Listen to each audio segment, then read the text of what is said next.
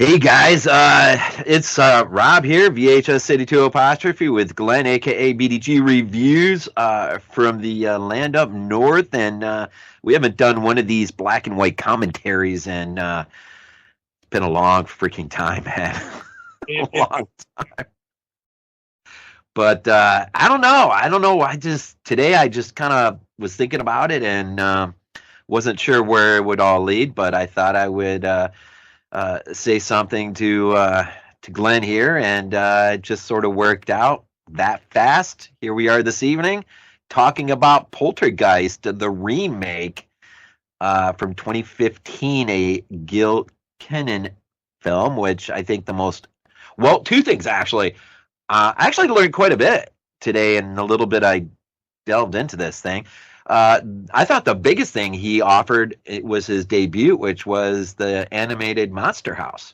yeah, yeah. Um, but little did I know, he also just recently, and you can comment on this because you saw it, I think, Ghostbusters Frozen Empire. Yeah. I loved it personally. Some people had some issues with it. No, it is what it is. Um, I'll just say this: if you like the last Ghostbusters movie before Frozen Empire, you'll like Frozen Empire.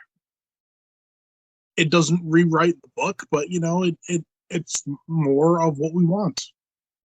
Well, let me ask you, since we've been sort of kind of familiar with this guy a little bit on and off since Monster House, did it seem as though watching Frozen Empire, this guy has he grown He, at he all as a director?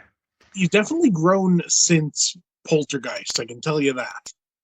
Um, Monster House, I'm not sure of. I mean, because Monster House is its own thing, right? It's weird because you think of his stuff, Monster House, you think of Frozen Empire, you think of Poltergeist. Two of them are essentially known quantities, and the other one was an original.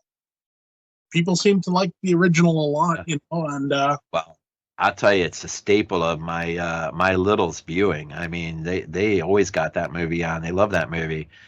Um, and I mean, I'm not going to say that somebody does something like that can't translate into a haunted house picture, that's an actual feature film, um, and not animated.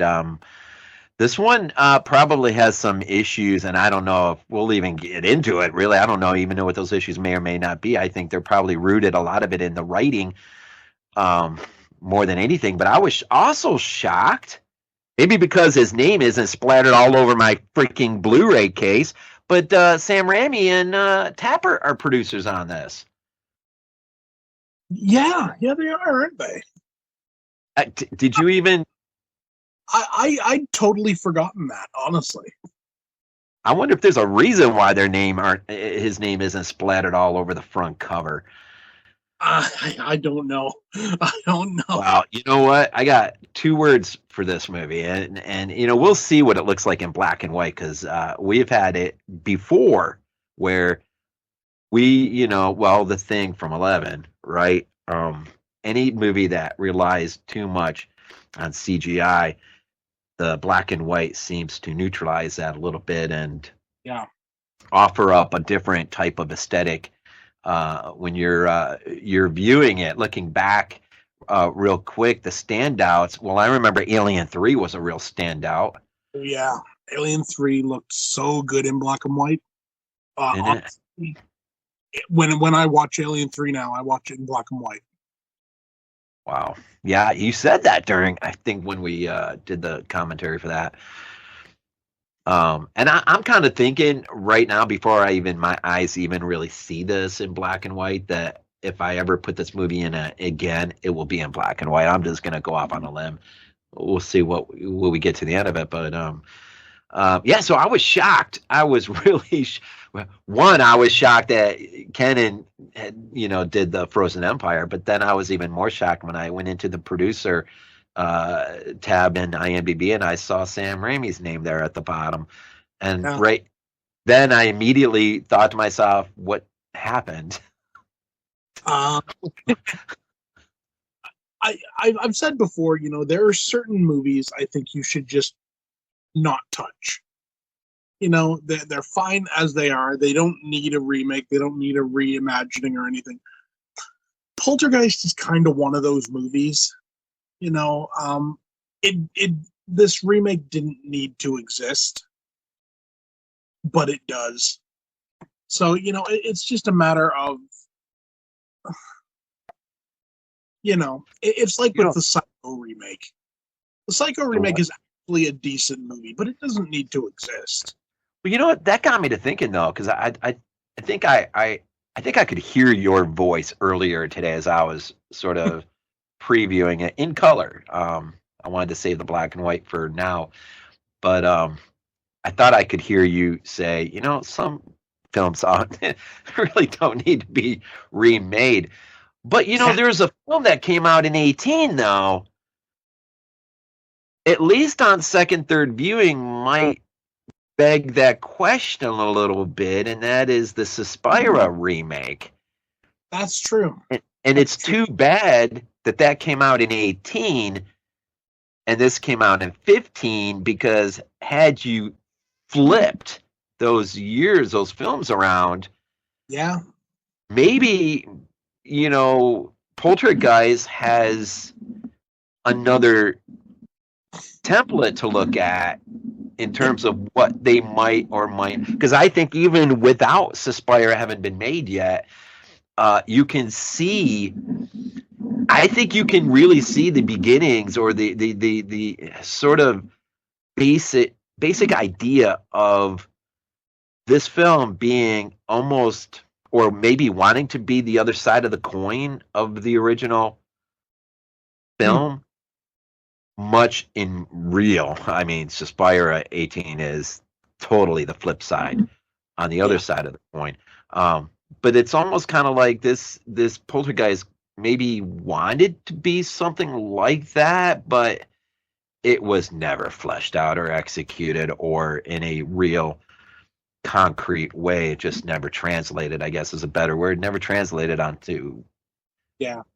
But you can almost see it though. I mean, in terms of the family structure, and who you have as a family in the first movie, who you have as a family in the second movie, or I mean in this remake.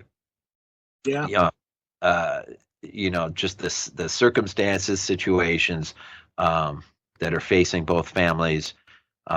There was a unique opportunity to, well, without being black and white, like Suspira, give us the black and white version of Poltergeist, Yeah.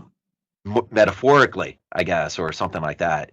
Give us the total, don't do Poltergeist, but this is a 2015 film. So, just like Toby Hooper and Spielberg were shining a light on all the things they wanted to shine a light on in terms of society and everything, this film could have done the very same thing, because they had plenty to work off of. Oh yeah. And we'll get into it, I guess, in the movie. But I mean, did you see this in the theater? Yes, I did. I saw it in the theater, and I came out, and I remember thinking at the time, I was like, okay, like that's a movie that exists. It was nothing. It was nothing special. Where like the original post Poltergeist was something special. You know, this just had this like like been there, done that type thing with it. And is it really fair to it's going to sound weird to say this. Is it fair to compare this to the original? On one side, yes, it is, because it's a remake of it. Yeah. Side is, it's a different time, different techniques used to make it, and it's just it's a different movie. But maybe that's the problem. Maybe it's not different enough. Because I mean, a different version of Poltergeist has been told. It's called Insidious, um, and it worked really well. You know, maybe that's it. Maybe it's what the original did so well this tries to do the same thing and fails because it can't live up to what the original was. Yeah. Well, leading in, I guess, to our viewing too is, I mentioned this a little bit. Well, before we start recording, this is a 15 film, right? Remake. So coming before it, you had four other remakes that did substantially a lot better in their opening weekends. You had in 03 the Texas Chainsaw Massacre that pulled 28 million in its opening weekend. The Amityville Horror remake in 05 pulled 23.5 million. And then Friday the 13th remake in 09 pulled 40 million. That's name recognition, I'm sure. And Nightmare on Elm Street in 10 pulled 33 million. Respectively, Poltergeist in 15, its opening weekend only pulled 22 million. Now, it would go on to a decent gross worldwide, I think at 95 ultimately, but I think the one thing those other four remakes had in common was strong horror, violence, and gore, disturbing images. They were taking themselves serious as remakes. Yeah. Whether you like the remake or not, I mean, that's neat. I mean, they took themselves in terms of horror pretty serious. And I think Poltergeist, I don't know what, just with Sam Raimi on as producer, I'm surprised, and maybe he did initially. Maybe there was too many other stumbling blocks that he had to deal with as producer, but it just seemed like this was a grand opportunity to pull off one of the great haunted house pictures. Let this guy who did in effect a great animated feature about a house that's eating people and everything else, bring the Evil Dead sense into it, and just really go balls to the wall. And I'll say this too, with some of the scenes in this movie, and maybe it's because I've seen too much Italian cinema, but I'm telling you, I mean, I think about moments, from like even Ghost House. There are moments in that movie that are freaking really cool aesthetically to look at. But then you think of House by the Cemetery, and some of these things, and other Fulci films or whatever. There was missed opportunity after missed opportunity after missed opportunity to do something, and all the freaking CGI crammed into it, and everything else. So I don't know. But then we have an opportunity to see this in black and white. Yeah. And see how it comes. So any last second thoughts before we no. this? Let's just give this a shot. I mean, I'll say before, I've seen the original in black and white. I've watched that in black and white, and it looked damn good. So hopefully that transfers over, Well, and also too, just for context, what sort of motivating us as well as we will be as the Graveyard Shit podcast be dealing with the whole franchise as well as this film. Hopefully within the next week or two or whatever, we'll be doing it. So this is going to act as a nice little preface, I think. Yeah, for sure. So it may even, I'll just say this movie depends in black and white, possibly there is the potential this may jump Part 3. Maybe. I was not impressed with 3 when I revisited the other night. I was impressed with a lot of 2, not the end. Mm-hmm. Yeah. But I love the beginning. I thought that was really strong. I forgot it's been a long time since I've seen these movies. But all right, you ready to count down? Yeah. So we're going off the extent. I think we're both Blu-ray, right? Yep. Extended cut of the film, and you know what? I hope this is still good, but my TV just sort of shut down. We'll see what happens. Wait a minute here. This is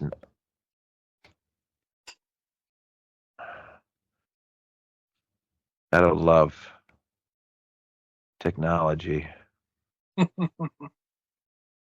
Hold on now.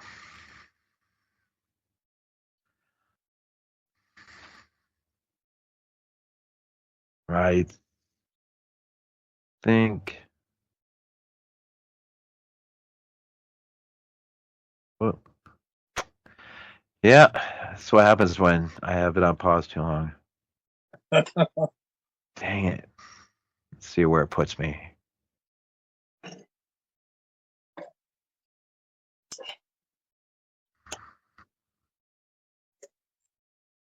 All right, what are you doing?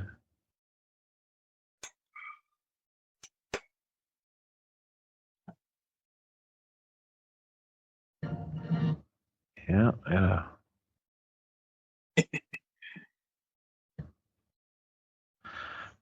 Hmm.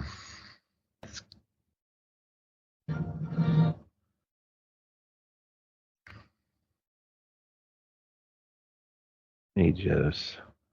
Yeah. Okay. I think I'm. I won't be far off of you. Okay.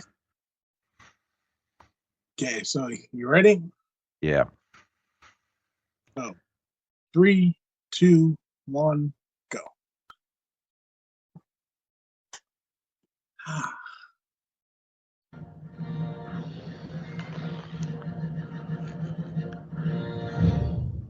mean, that logo looks pretty good in black and white. Oh, good. So I think we're both on pretty close on. I think so.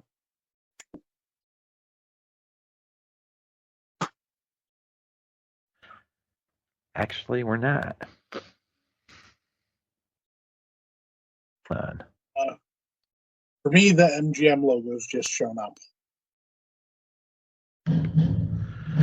Okay, now I'm at the 20th Century Fox.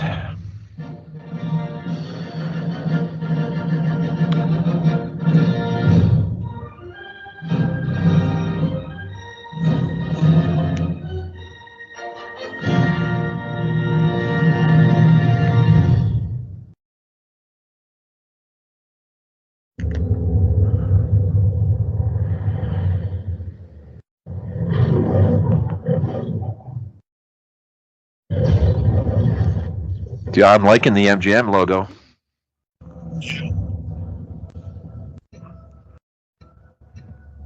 Okay, now with Ghost House Pictures, we really need a movie from Ghost House Pictures that is in black and white.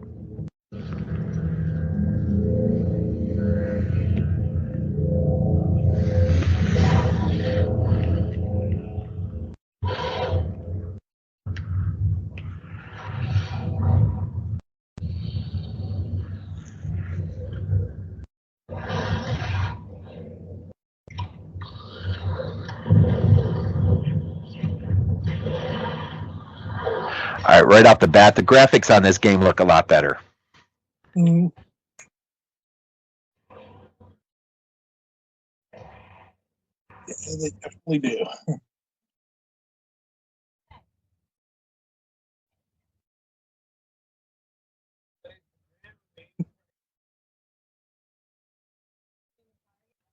You're still in the car, right? Yeah. Okay.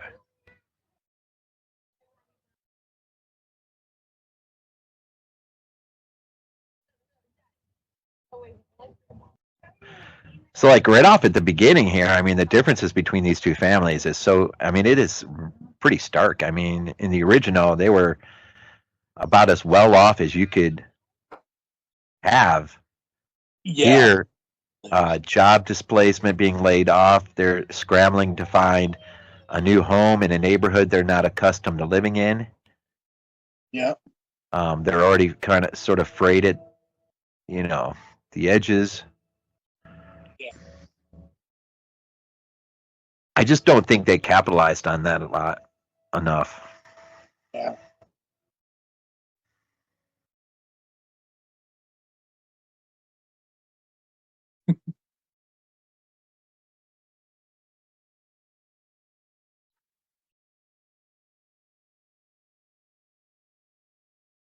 Well, I mean, so far, I mean,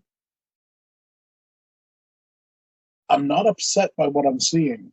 No, I like the initial vibe, way better. So, hopefully, It's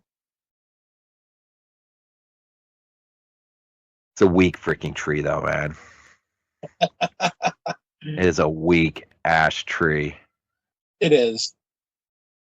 I find it funny that, like, yeah, this house doesn't look anywhere near as impressive as one in the original. But it really isn't supposed to, is it? I mean, this is a huge downgrade for them. Yeah, yeah, But that weeping willow, man, you really could have taken advantage of that. you could. Yeah,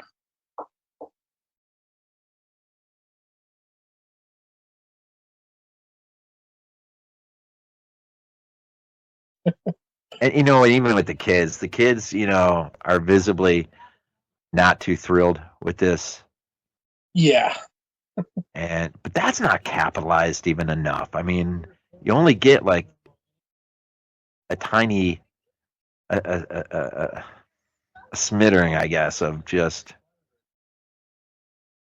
a really not good start. I mean, opening up the original film, with the Spielberg vibe and just everything's perfect and this is what life's supposed to be and everyone's happy, and here it doesn't go dark enough as far as it should have yeah, in a family that has really been pulled apart. Just I mean, really too. I mean, that's you'd only be hearkening back to Toby's Texas, just the economic landscape of the country at the moment and the impact on the family. yeah. You just don't really feel that as much as you should. But the black and white, man, is helping. It is. The funny thing is, I don't know why I got this thought just now, but looking out that window, I just thought, wouldn't it be kind of cool to see some zombies walking over the lawns? I could just imagine, the one from Night of the Living Dead just sauntering over.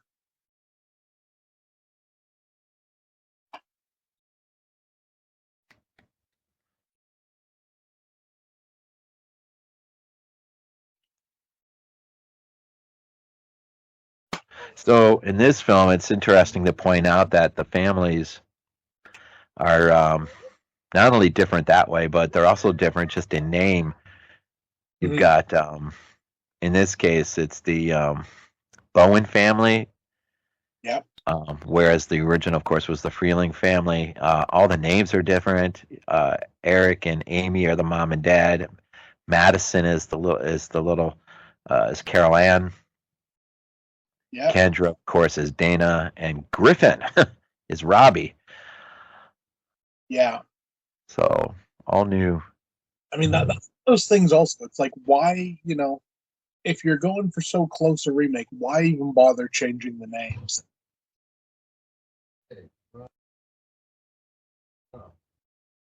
I don't know. I like the fact that Griffin is kind of spooked right off the beginning. Yeah. And I don't think they played enough on that either. There's just so much they give you little bits of this and that, and without really. Yeah. Without expanding on it enough. Because I mean, the end. I mean, wraps itself up well enough. It seems as though as the family is in a much better condition as a family unit at the end than it is at the beginning. Yeah. I just love that he drove over the. The mailbox. It's like it's like, is this a sign of things to come? It's like, maybe.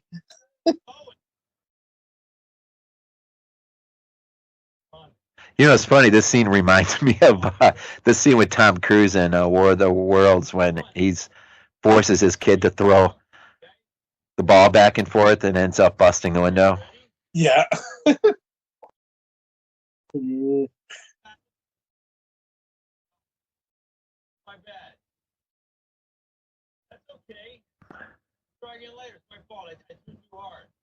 Sam freaking Rockwell.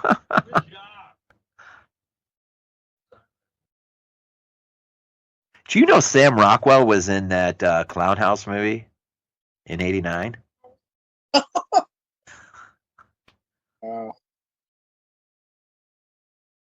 I hope he wasn't.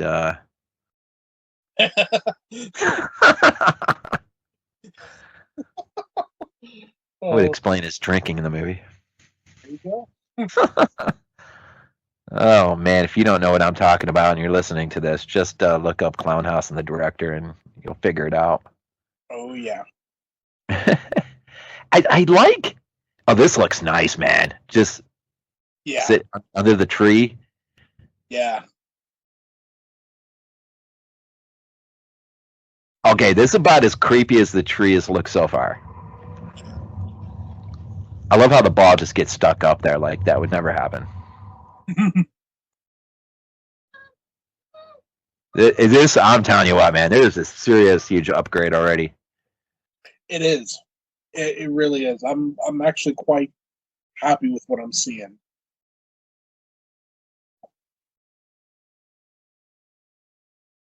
Oh no! It will go. What? A kid runs off. He's like, "Oh no! The wind is blowing." I think the black and white accentuates the what this family's what this family's gone through. It sort of does. Yeah. See, I did. I guess I did. I didn't catch that before. This thing that's coming up out of the ground. Yeah. Mhm. Oh, put it back down. Put it up again.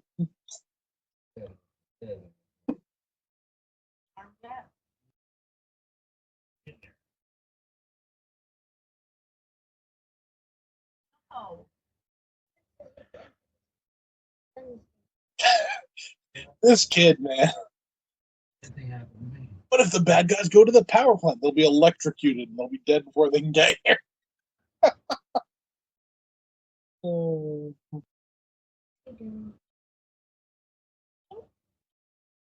You know, and I wish they would have done a little bit more with Griffin being a little spooked by Madison. She's supposed to have this psychic ability. That, just like the original movie, they didn't really play up on that until the sequel. Yeah. Yeah. And that would help understand what sort of triggers the forces that are unleashed.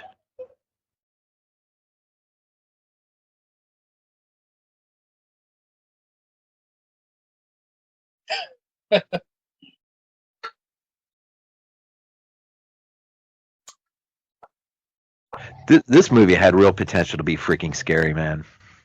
It did. Yeah.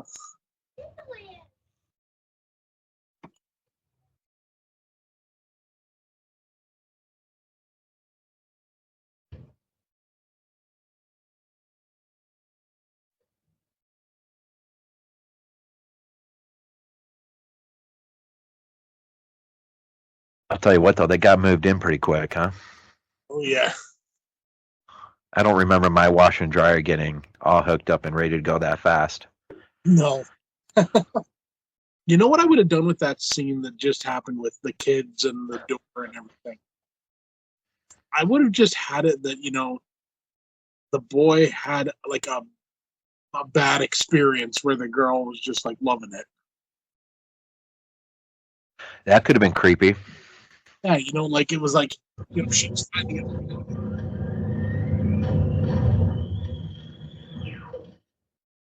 it isn't fun.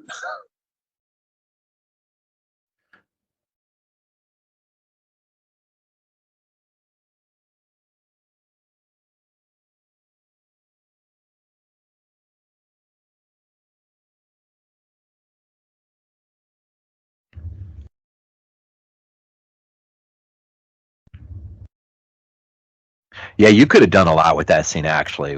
With making Madison just a little bit off, Yeah. and had fun with it.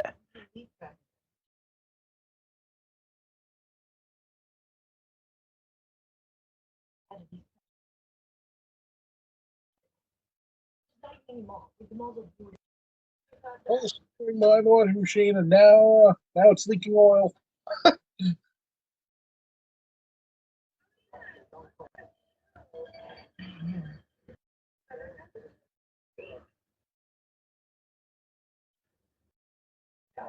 The one thing I think black and white does really good is anytime you're looking at laptop screens, phones, TVs.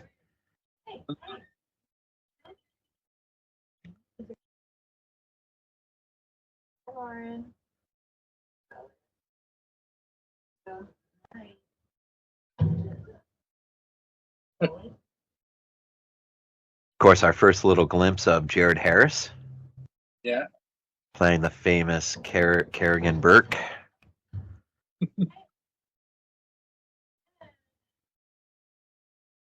I didn't mind his character so much today when I watched it earlier. I remember before it really I did not jive with it very well. Yeah. Well, I mean, with the original, you have Tangina, right? And she's so Yeah. iconic. Oh man, she is so freaking over the top. I mean, Yeah. she just walks into a room and her presence just, Yeah. I even like the opening scene. Well, the beginning of part two when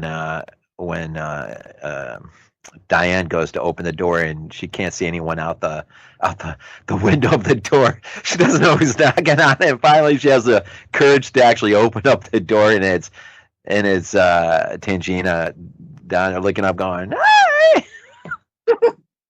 I just love, the husband's reactions, like how is the magic midget? Yeah, How's yeah. that midget?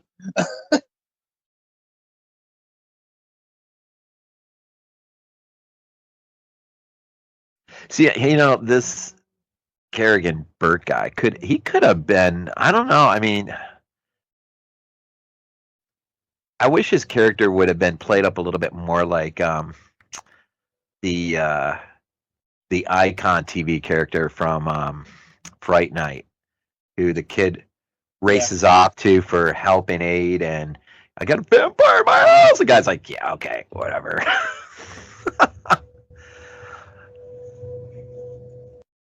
I love it though when he's faced with the real issue of having to deal with a real vampire and Mhm. having to overcome that. I wish that's hinted at in this a little tiny bit, but you kind of get the sense that he has dealt with some stuff, Yeah. not to the level of this chunk, but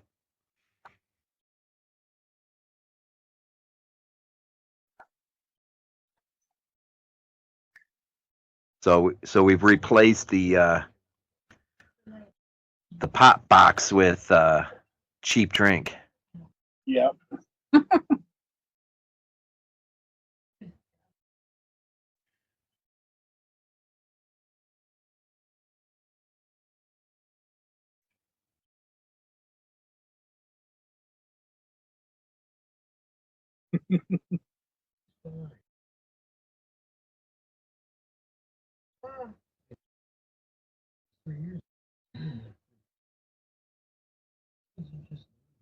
Well, okay, I kind of like that. It's like here's to the little jerks.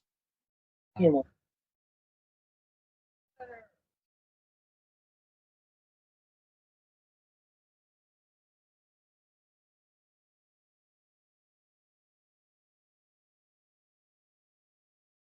Okay, so are they trying to say that because she like left him in a mall or something, he's now like crazy or something? I think I think they think that's why he's a little off centered, but I think it did more to her than it did. Yeah.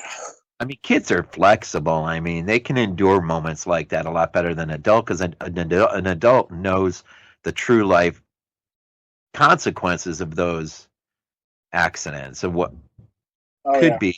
A kid, I mean, kids. generally, I got to have fun for like 20 minutes while no one was around.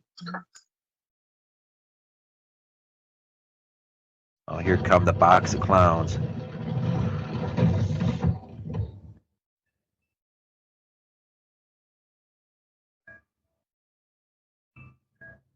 Okay, this clown looks a lot freaking better in black and white. Yeah.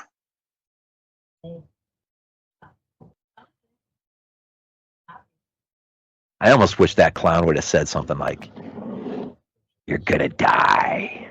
Oh, that would have been great. Something, man. Something creepy, man.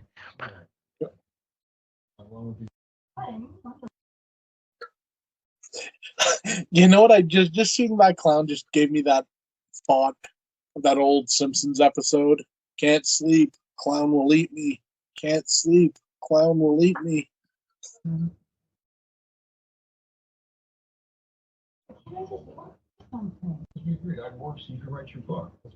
I do like this little moment between these two here. Yeah. It's about the only time in the entire movie. I think this is I think the best moment between the two. Mm.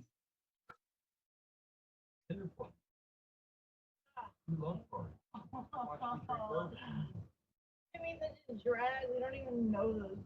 But here he goes. He says the husband might be hiring. Talks about the change. Things are looking out. That's a dork. I'm a dork. I'm a dork. I do like Yes, ma'am. Really?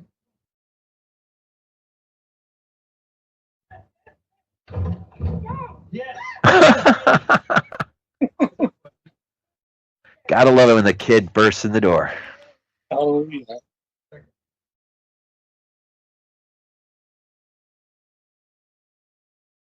What is it?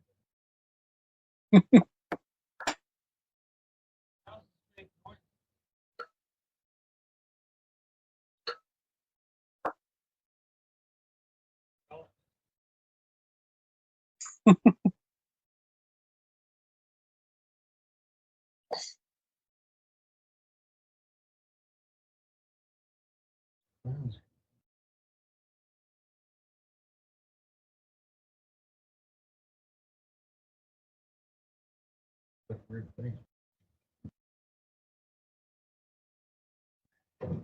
Here. Where did all these clowns come from? Never thought you'd hear that. Get here. I wish they would have did something with that rocket chair that he just pulled out. Yeah. You know, nice little scene where dad walks out of the room Set a good example. Starts rocking. and yeah, something. I don't like the squirrel gag. I would have preferred something else, but see the scenes in the TV here with Kerrigan, I think work a lot better in black and white. Everything looks better in black and white in this movie, especially this movie. Yeah, This really looking freaking good. it really is. Like honestly, I'm very pleasantly surprised. You know, we totally forgot to tell people to turn the color off before we started. Or I hope they got that.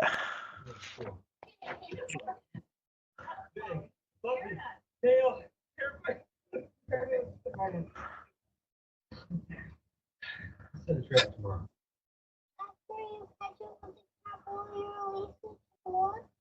Yeah, sure. Let me feel better in here.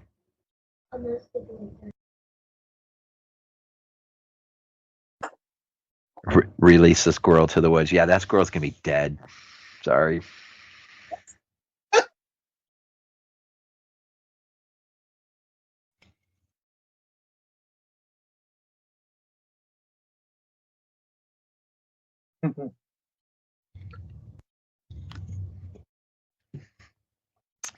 Is this our first real visual effect coming? I think so, yeah. I do like the camera movements in this movie. I like Oh, how it just sort of flows. This is a lot better in black and white. With the electronic device, just boom. oh yeah. This is generally a little creepy. Kind of is. A little bit. A little bit, yeah. Of course, nothing beats the toys in Close Encounters, right? True. Look at that, the ghosts are exercising. They need to lose a few as well.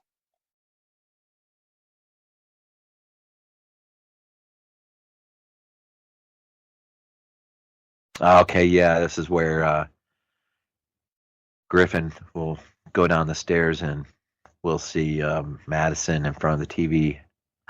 Mm-hmm. I don't know. We'll, I guess, comment when we're there, but I'm interested to know your take on her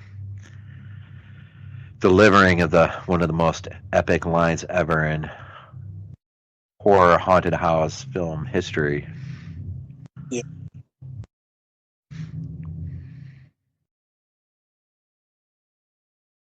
So I love the flashing light here in black and white. Yeah, definitely. It just. eh. Oh yeah, this is.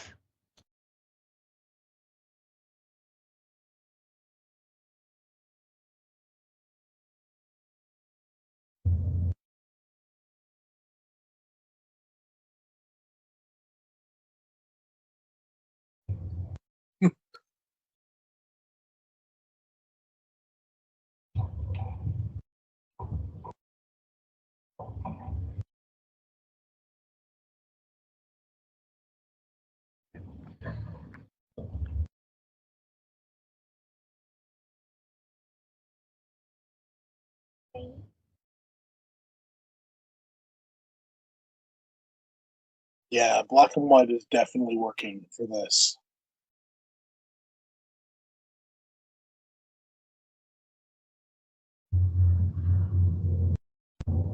Daddy, what's going on?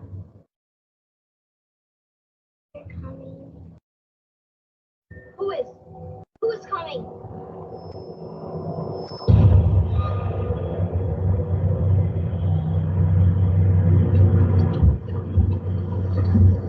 Yeah. Mm. You know, I almost wish they would have, someone would have taken into consideration that demon through the TV sequence in Demons 2. That would have been great. Like, if she was that close and it just started coming through. Oh.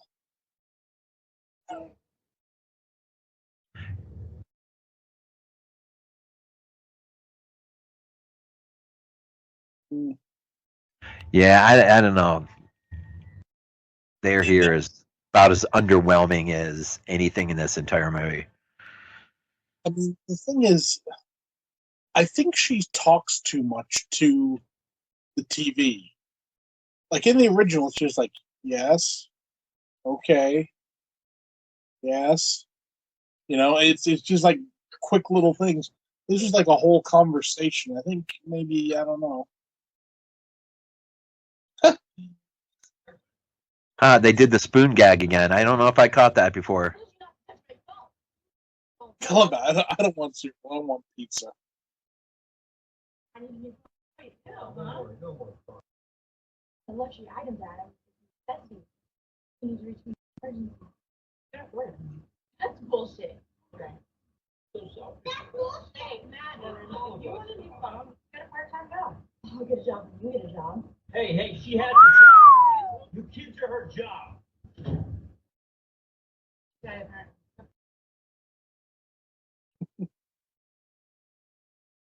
I'll get a job when you get a job.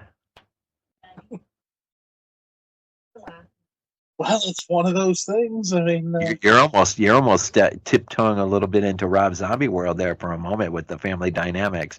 a little bit. His movie, man, that would have been crazy. That's what we need. We need a Rob Zombie God, Poltergeist. you know what an abortion is.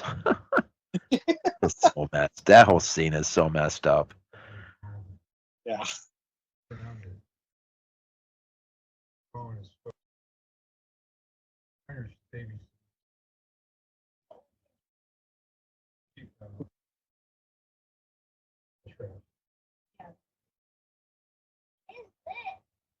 Oh, look at this! I found a part of a person.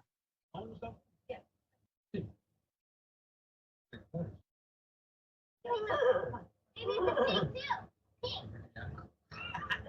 the matter?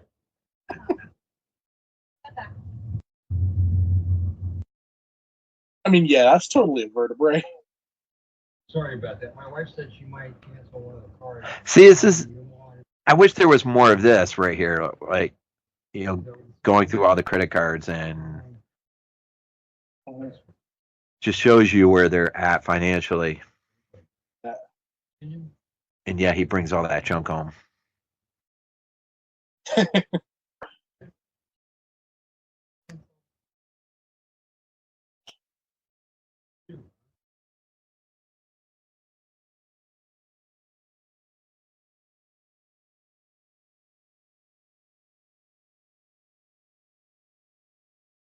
You doing? You good? Yeah, that was a nice look on his face, though. That was nice. When he's just sort of like, yeah, I don't really want to be here right now in this situation, you know? Yeah.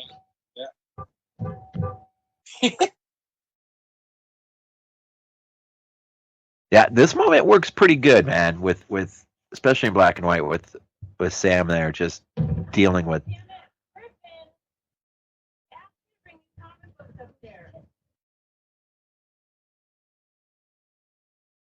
Yeah, I almost broke my neck. It's like, yeah, sure you did.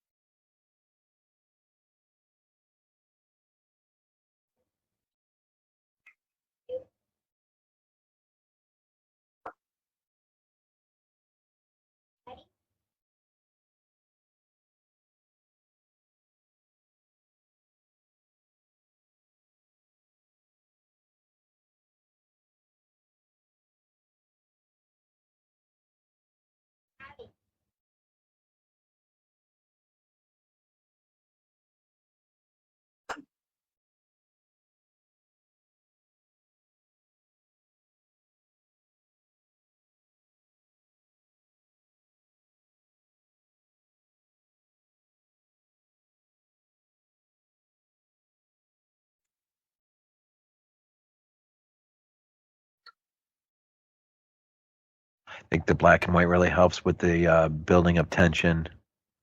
Yeah, it really does.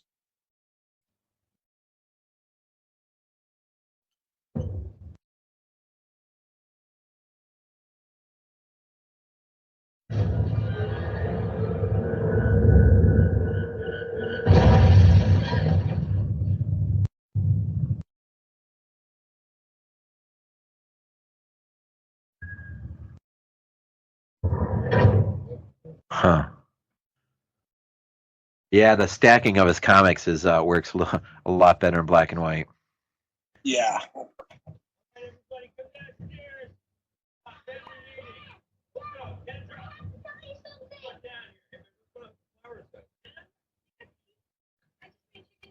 Okay, we'll have both. If you want a pizza, you put together, you got chicken nugget pizza. That's good, right? Yeah? Why are you screaming at me? Why are you screaming? What? Here's what? Huh? Look at that. No way. Yeah, Wade. You know what? Get off my back. You got What? Yeah. What? What?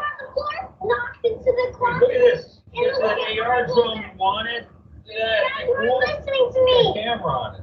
It does? What are you doing? What are you doing? Like, it does? That's not all. Then these comic books formed. When I turned around, they flew back in my face. And they disappeared out of nowhere and made Really? me know. That's crazy. It's not funny, Dad. That's hilarious. How did you think that? How do you think I stole it? Robbed a bank. how did you pay for it? What do you think? I stole it.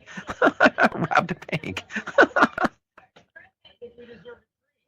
doesn't anyone listen to me? Griffin, gosh, it's all afternoon with him. Just so you know, I'm in the class. That's right. Please don't antagonist. Dad, we have to move. We're not moving. Now quit it. No, I expect this dramatic. We're supposed to keep baby in the town. See, that's pretty interesting. Griffin's like the only one who really truly gets it right now. Yeah. Yeah. I love that he's actually made a chicken nugget pizza. I know. I was just thinking that. I wish we could have saw the squirrel trapped in this cage. Yeah.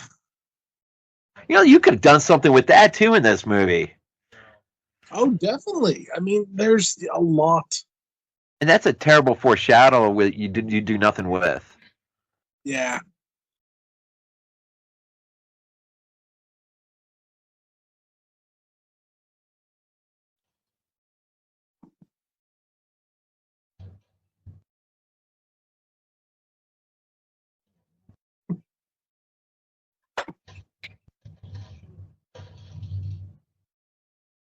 I'm trying. Yeah, this is a pretty good moment. You can really feel his frustration. Mm, You lose so much of this, I don't know, in color. It just doesn't. it just comes off as too shiny and new, and You just can't buy any of it. oh, Or it's hard to, but I like that with the clouds moving. yeah. Damn, that looked really good. I still have the whole 104 knocks up there. All right, our first few sets of special effects sequences. Actually, everything goes down goes down while they're gone. Yeah.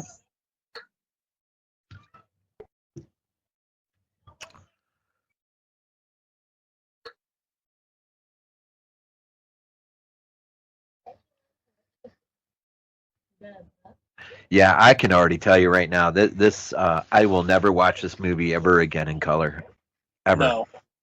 It's Well, just- yes, black and white. I'm really curious at this next piece of the film, though, with everything that starts to happen between the sort of slime mud hole in the garage, mhm. the tree. Well, here's our little conversation about building the development on a cemetery. Mhm. I hate it when you steal lines from another movie, though. I wish they would have just made their own.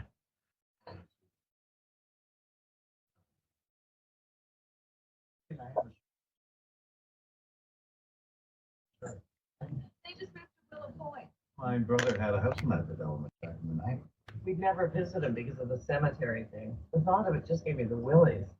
What cemetery thing? Just that development was built on a former cemetery. Oh, they moved it though. Yeah.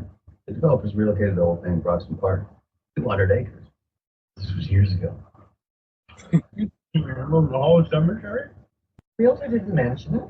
No, actually, they didn't mention Isn't that like, very uncool to like move all those bodies and Wow, it's not like it was an ancient tribal burial ground. It's just 10 minutes away. I mean, people can still visit loved ones, but now it's in a nicer neighborhood. Oh, The cemetery's in a nicer neighborhood. Where you're living, man, you don't expect us to come visit you. Yeah, we're going to the good neighborhood with the cemetery. That's so freaking messed up. You could have wrote a completely original piece for that, though. You didn't have to steal lines from the original. Oh. It Now, just sounds. you know what they could have done? If they'd made it that, this was the same neighborhood that was in the original, and this was actually a sequel many years later, I would have preferred that. Or you just add a little bit more in the writing in that conversation and just maybe allude. You remember the conversation that happens in We Are Still Here? Mm-hmm. Yeah, something like that where you just you kind of allude to, well, don't want to freak you out or anything, but nothing's really been the same there since. Yeah.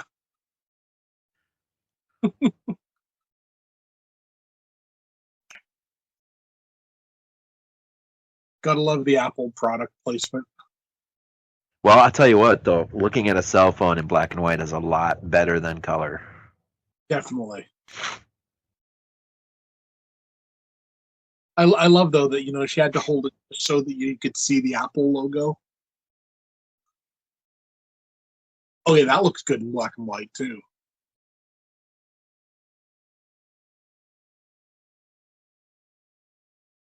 Yeah, as far as this scene is way more ferocious than the original, though. The way that tree just comes crashing through the window, grabbing Robbie. Yeah. But I'll say this, though. I'm curious to see what it looks like in black and white.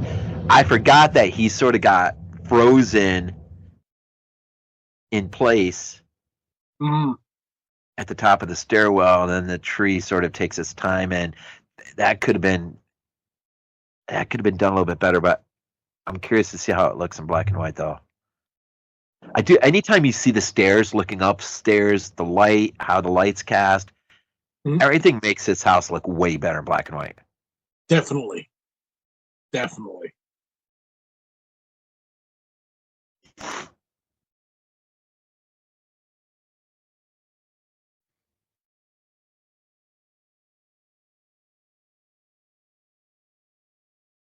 Yeah, I think this might be another one to add to the only watch it in black and white pile.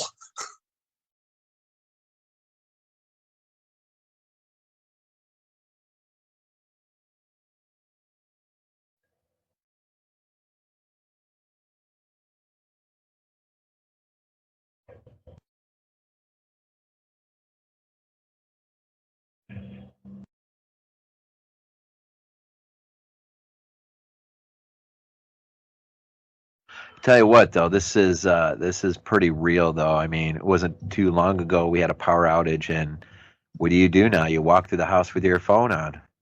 Yeah, very true. All right, here we go. First, a little.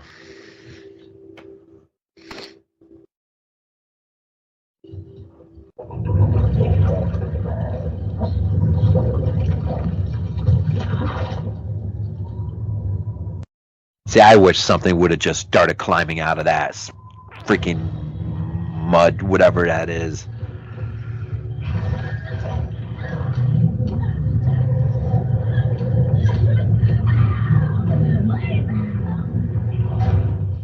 How cool would it have been if something like a Tarman started clawing out of that, man? Oh, that would have been awesome. Freaking not to Return of the Living Dead. That would have been freaking great. Yeah, for sure. Oh, and have it talk to her. Oh, That would have been freaking epic. Oh, the squirrel is in the cage. I forgot about that. How did I forget about that?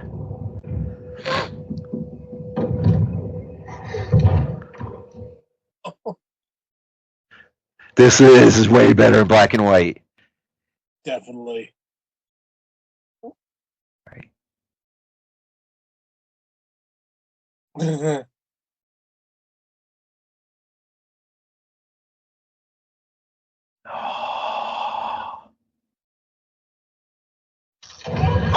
Oh, way better.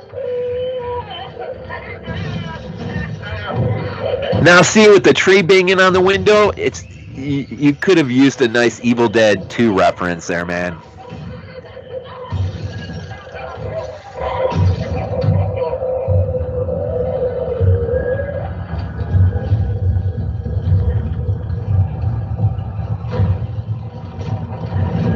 Okay, yeah, that tree bit coming in looks a little better.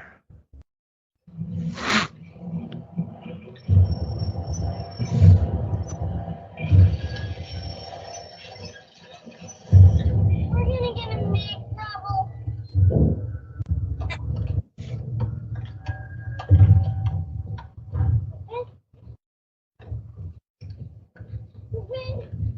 I'm scared. Just stay away from the closet. Don't leave me.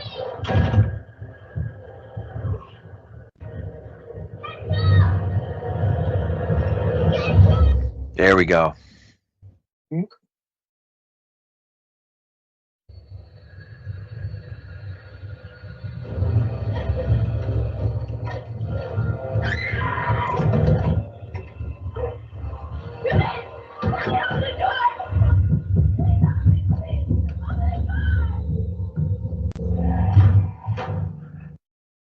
This scene is almost something like you would expect out of a Paranormal Activity Yeah. movie. I do like how the tree is slowly coming in now. Yeah, that looks way better.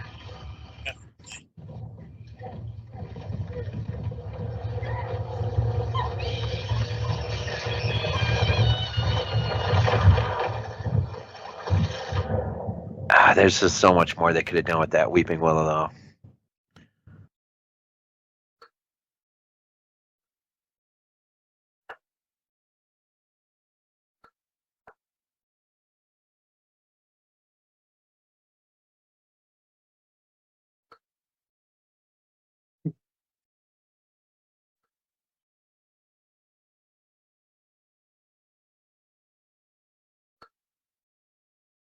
You could have had all the stuffed animals in there coming to life, man.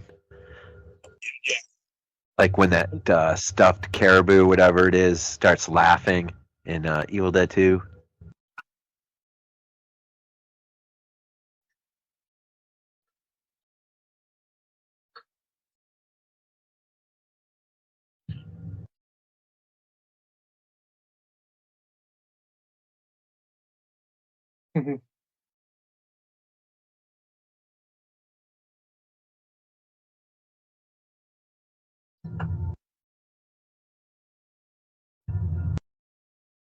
That's actually kind of effective. It is.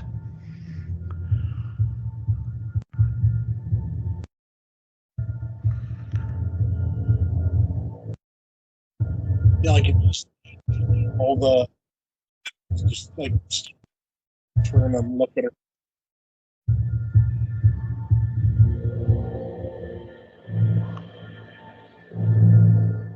In black and white, I really do appreciate the subtleness of this. Yeah. Way, way more.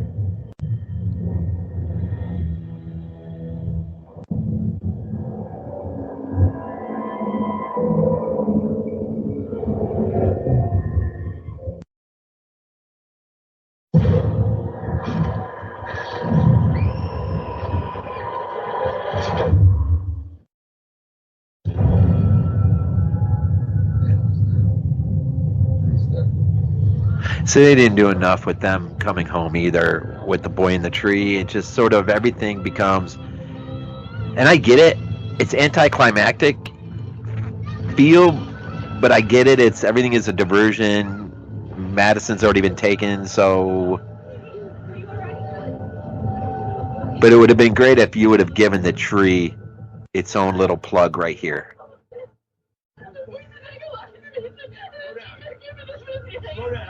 What did you say? I can't find Maddie.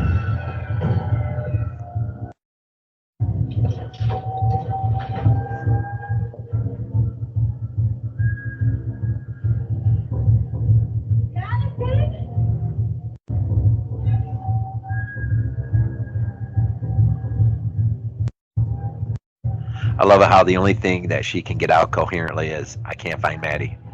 Yeah.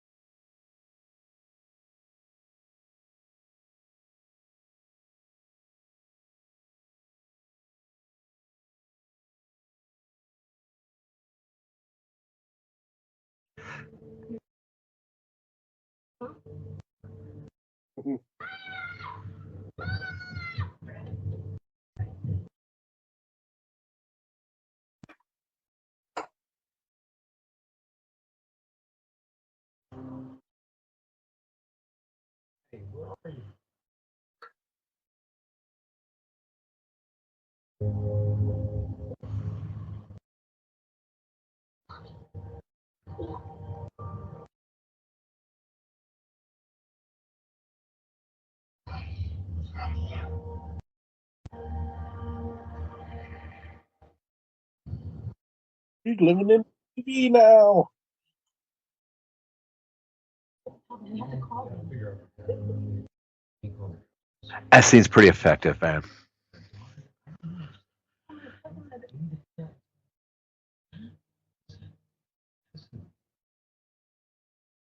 Well, they're not going to blame us. We're just going to tell them. I'm just going to tell them the truth. I'm going to tell them the truth.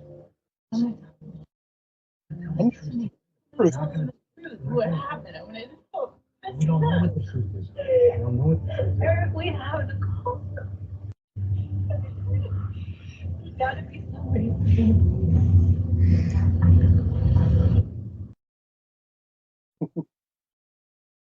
Who was the first one to notice? A lot better in black and white. Yeah.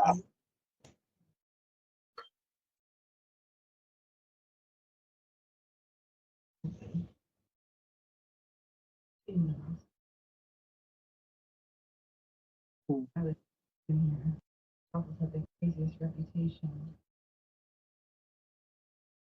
That's what my husband did. He went home with It's funny how this kid, Boyd, works at a place like that, but he doesn't buy any of it. Yeah. no, I'm not. Oh, no, it doesn't compare to at all. No, it isn't. Look at me. It is not. No. Why do you think it's your fault? I'm not.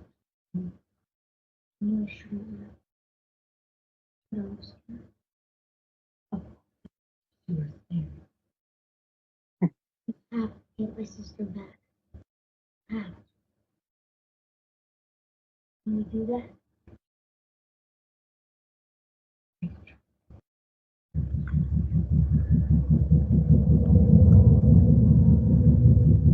And you know what? This use of hallucinogenic color is way better in black and white. This almost brings to mind House of a Thousand Corpses, man. I was actually just thinking that. So what is this infrared thing? I mean, is this like trying to tell him if he's telling the truth or? I don't know, honestly. You guys want some sandwich?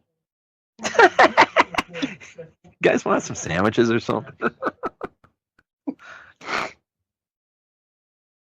Solid wall. About 100. You think she got pulled through there somehow? I don't know. Think it's like a magic portal? She said we don't know. If I hold on to that, she gets better. I don't want to shuffle. This Boyd character is not a real likable character here. No. That's why I so badly wanted that drill bit to go through his freaking head. Even if it would have just been just a hallucination, it would have been so freaking fun. Yeah. Use a special time lapse setting on my camera. So nailed the whole thing. You can't catch that kind of a thing with the naked eye, so I Way more effective. Yeah.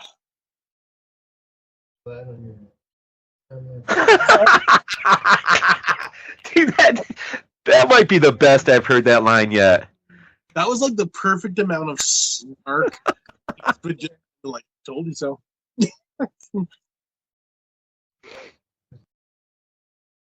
usually appear as harmless or noisy, lashed out, or violent. They move objects. It comes, and then it can just suddenly go away. And take Maddie with it.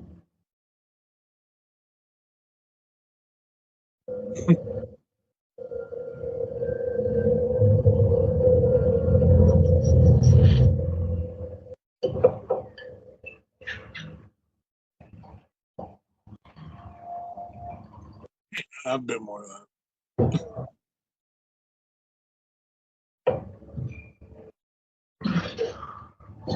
Oh, this will be interesting.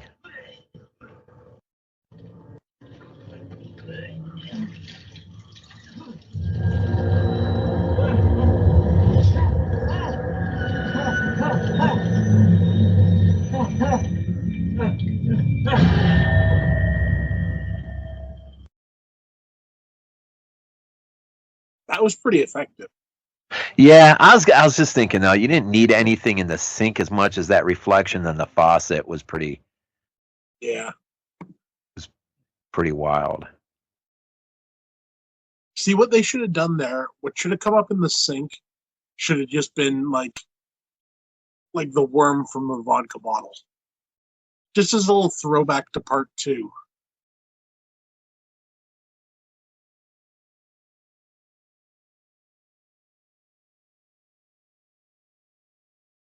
Yeah, I like this. I like this scene here where he just dumps it out. Mm-hmm. But you don't really have anything in the movie. You know, he never takes out his frustration on the kids via the alcohol, No. which is in of itself, I think, it's a good thing. But if you would have had some scene in there, it might have made him dump it out more effective. Could have been, yeah. Even if he just verbally did something that the kids didn't expect.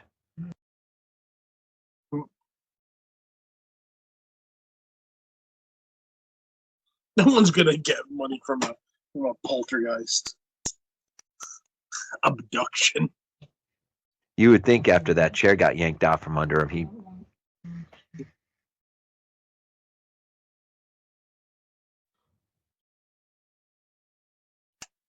Yes, this kid deserves something. He deserves something. Yeah. You said it's a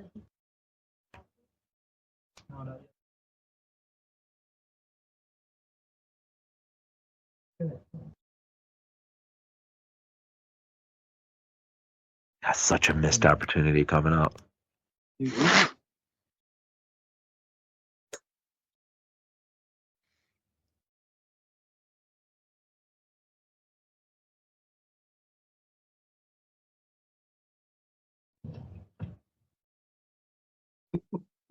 See, even right there, man, if you had just had something like just freaking, I don't know, come out of the darkness and scare the freaking crap out of them. Yeah. This right here, though, this could have been your freaking, like I said, I think this could have been your moment in the original when the dude just freaking tears his face apart in the mirror. Yep. This could have been that moment. I don't know why stop so short? Just go push through it. Yeah.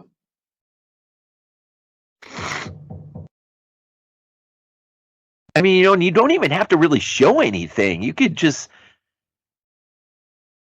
have his head against the wall. You know the drill's coming through his head, and then just, I don't know, just give us something terrifying without giving us something. Yeah. would be better than not giving it at all. Very true.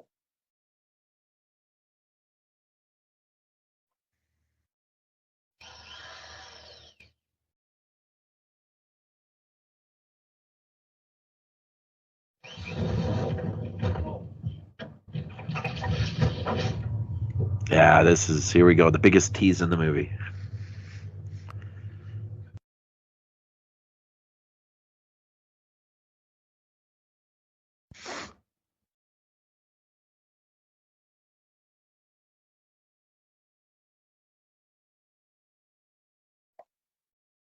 It's like in the original, man. You had that scene where Robbie's like, "You got bit." Oh yeah. You didn't even have that kind of moment here.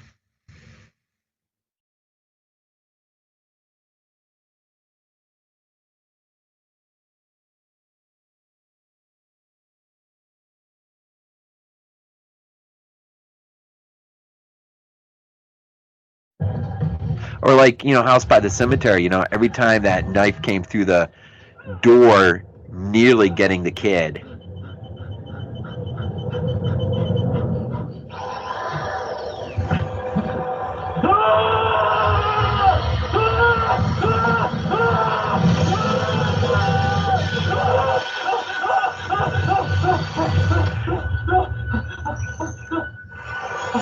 So how crazy would it have been, man? He's screaming like that, and all of a sudden blood just starts flying out his ear. Come on, that's all you had to do.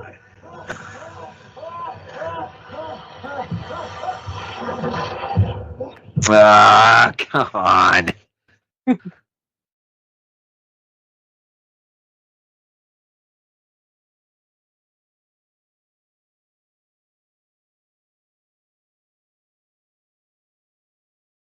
See, bare minimum, at least have him come downstairs with the mark still on his arm. You want dinner?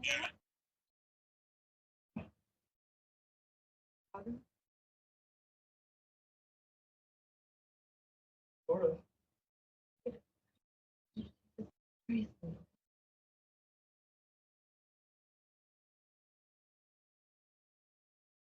I think I was saying some people believe there are different levels of reality. We're on a physical plane, but when we die, our spirits go to another level, an astral plane, a spiritual plane, which is sort of here and not here at the same time.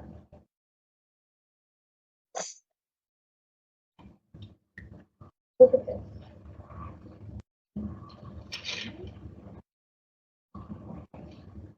And this, thank you, is us here in the physical level. And somehow Maddie got pulled here. Yeah, see, none of this is really effective. It's a bit, I don't know. They tried too hard to just stand on some neutral piece of ground that won't offend anyone, instead of just latching onto something that can concretely describe it to some length. Yeah. But they don't want to choose anything, so it just goes kind of ultra generic. Filter out all the currents so that we'll be better able to. How do we start?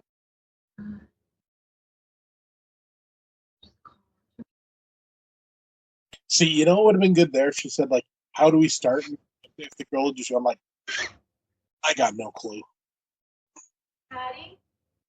Like, I've never dealt with this before. Madison? Mommy? You hear me? Madison, we want to talk to you. So that's how it would have worked here too, is if without being prompted, if Eric would have just out of frustration yelled at her, Oh, yeah. and she would have responded. That would have been pretty effective. It would.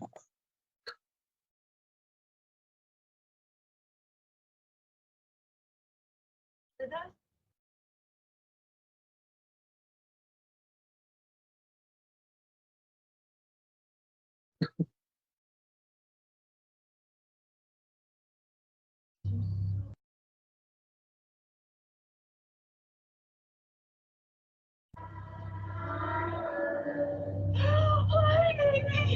honey. Daddy's here too. We're all waiting for you, honey.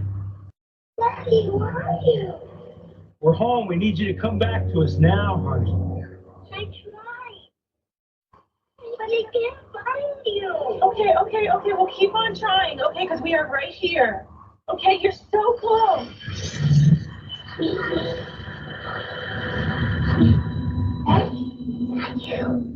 No, Daddy's right here. There's somebody with her. Who's with you, baby? He's right here. Who is with you?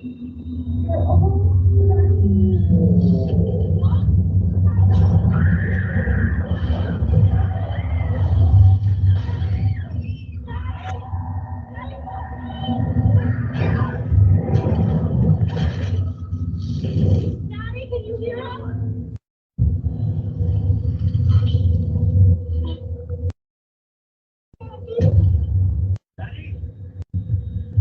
Now, see, I wish they would have done something more with that shadow too. I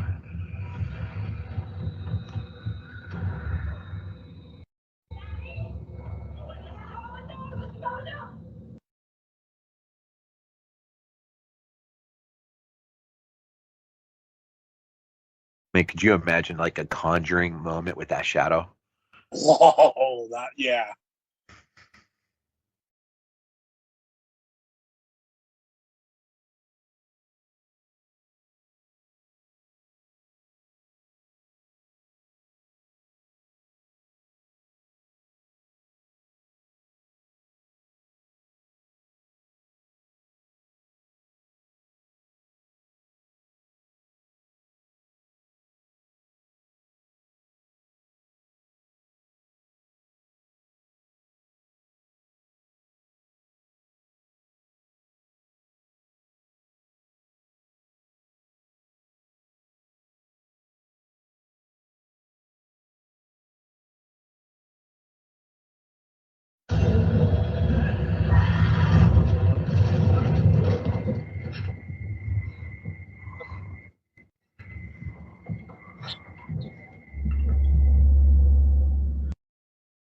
See, I mean, it's all right for what it is, but man, could you imagine if that thing would have just like started to torment everyone downstairs?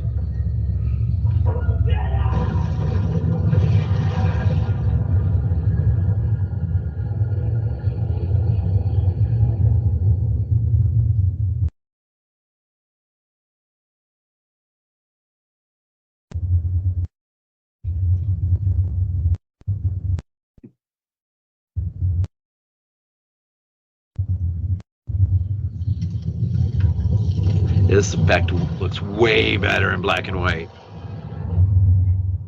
Really. What is that?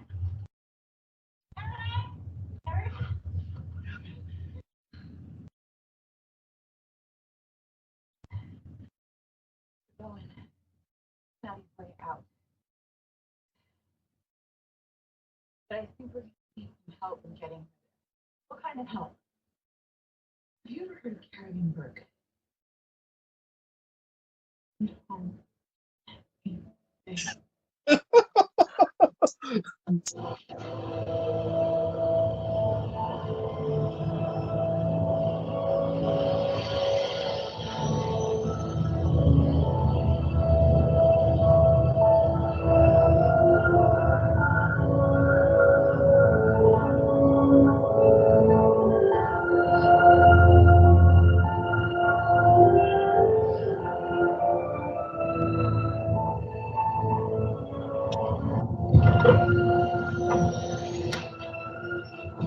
Type of experiences.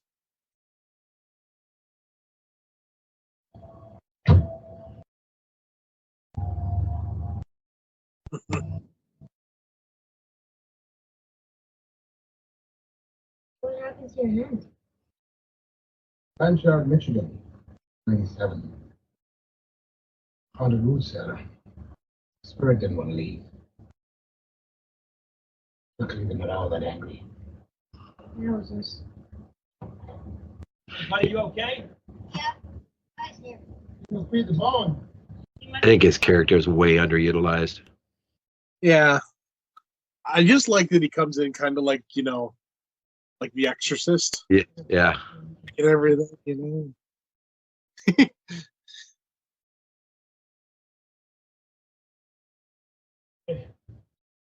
And his boy. Big fan, but I don't really believe any of this junk. Here, take my bag.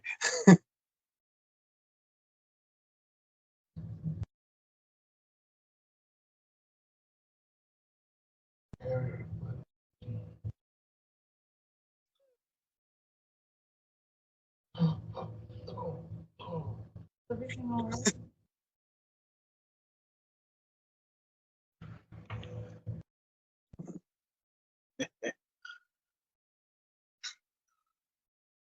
This house is not finished.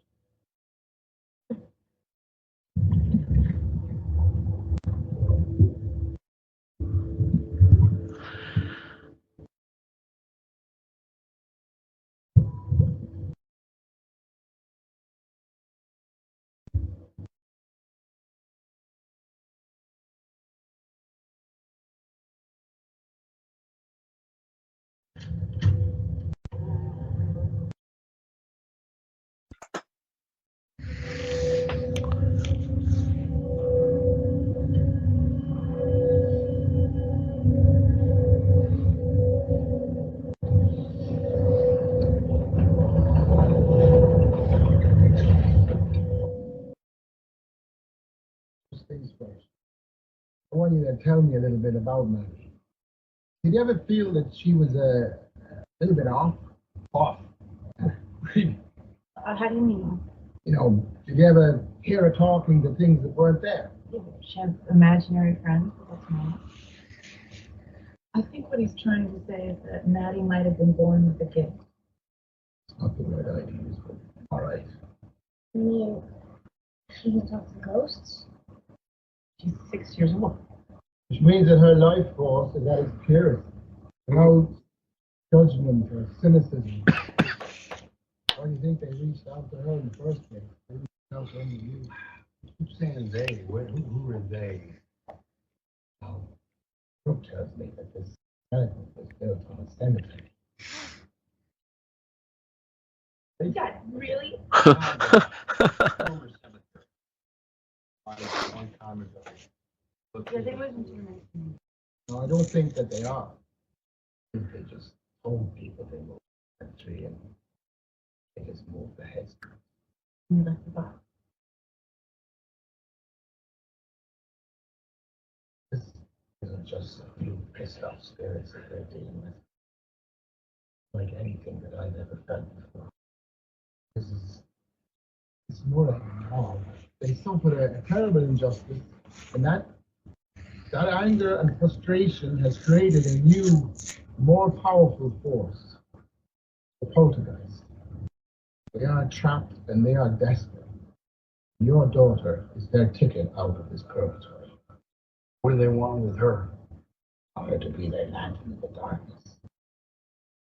Lead them into the light.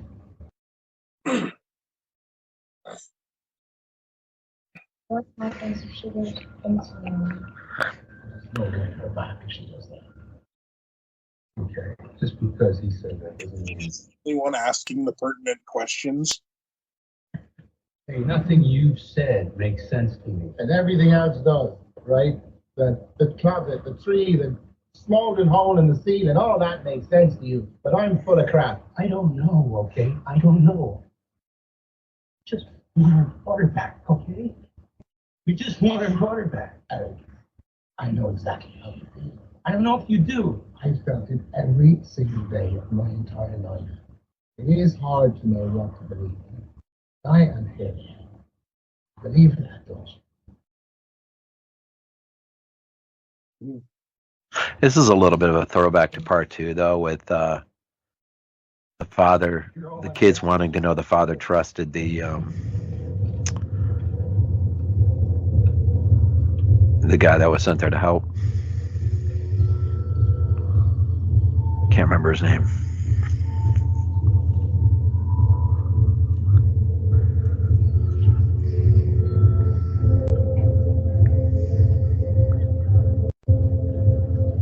So everybody gets a GPS tracker.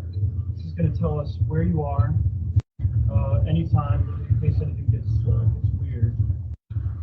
What are we supposed to do with this? Just put it in your pocket.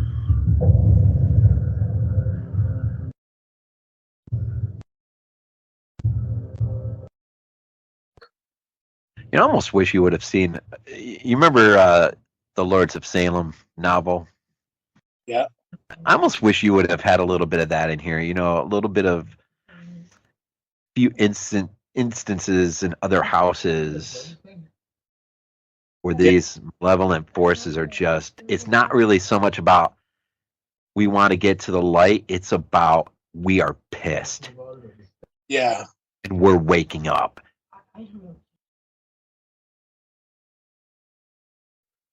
That would have been pretty. We don't need to see that. It's weird.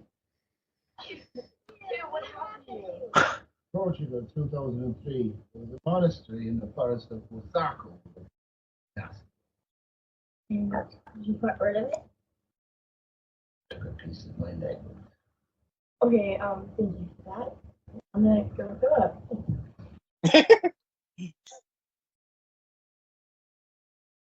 What about that one? That's a good story. Say that apparatus is all over, Charlie. Soon you don't die.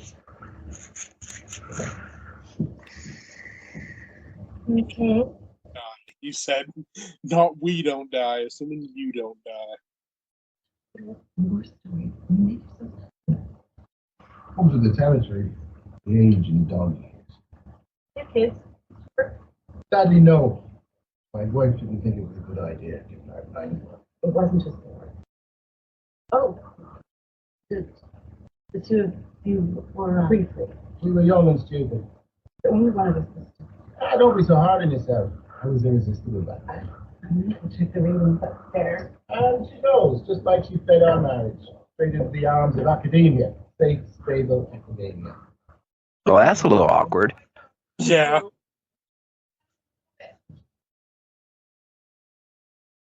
I have special powers, you know.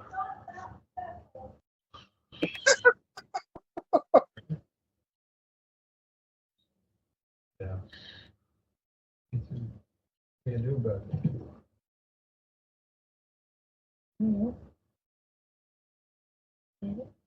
Let's try that.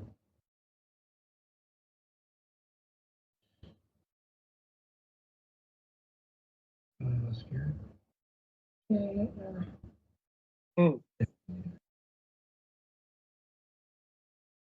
Be a little braver though. Good. Brooke, video's up. We're all there to go down here.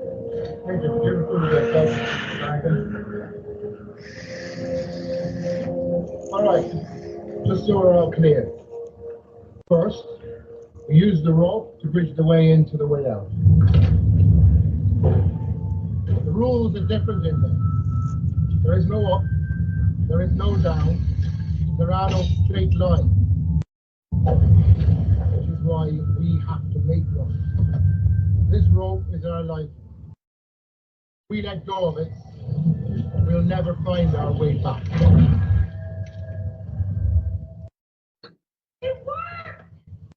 Yeah, all these visual effects are way more effective in black and white.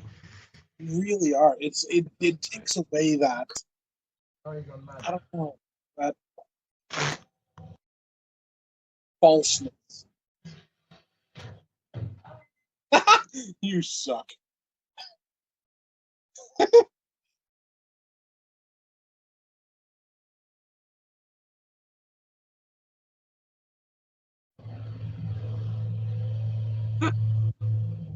He's just showing off now.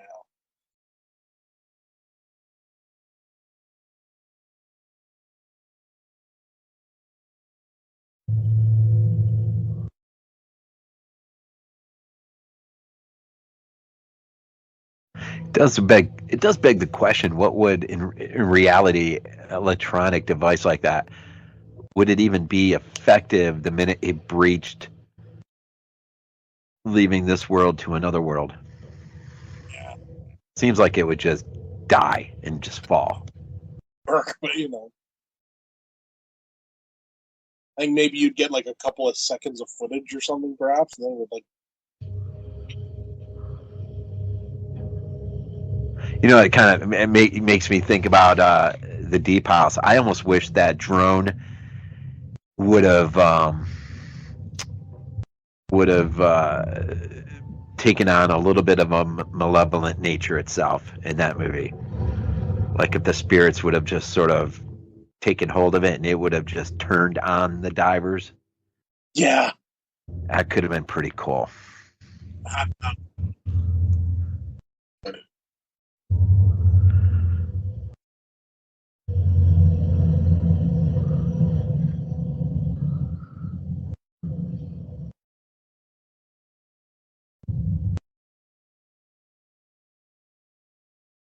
Well, this is the big test. Yeah.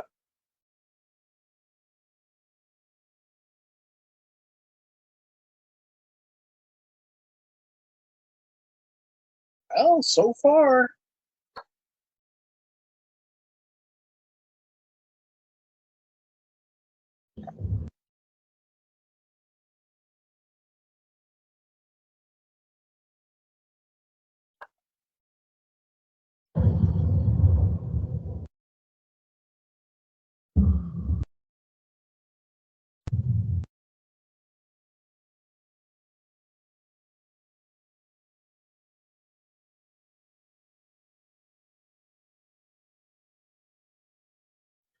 Daddy. Daddy?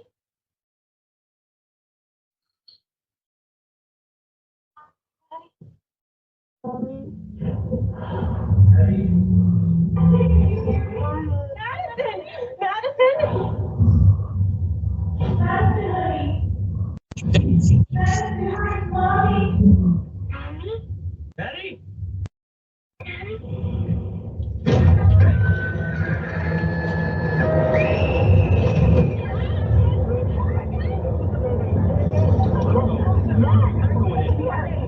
I'm her mother. I have to go. You have to. I'm going. She's too close to the light. I gotta go in and get her out. No, I'm going. If you can't go, she won't come to the I'm going. I do love it how Griffin just takes it on himself. Griffin is already upstairs. Griff! Oh, God, Griff!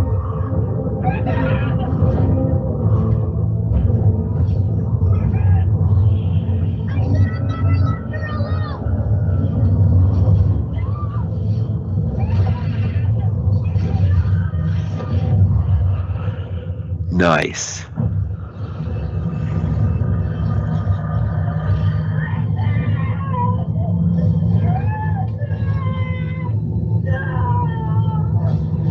Go downstairs, grab a hold of the rope.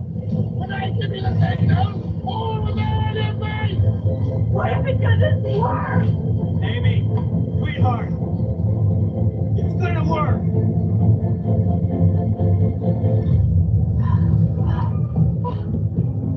This better work. Hey man, you said you could talk to these things, right? But you tell Miss Doc to let Daddy go. I'm counting on you.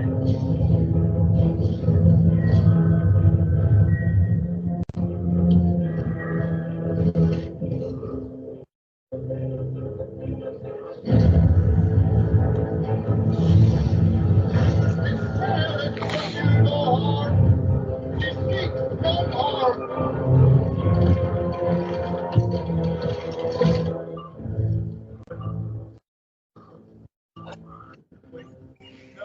He's off the screen. He's off the screen. We lost him.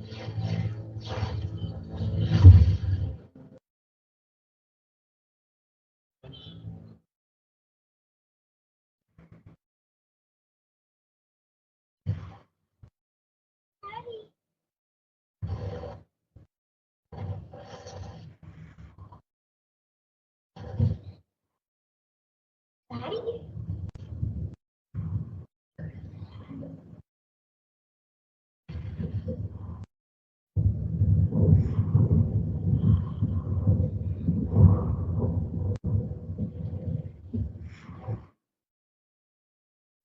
Yeah, this is actually quite effective in black and white.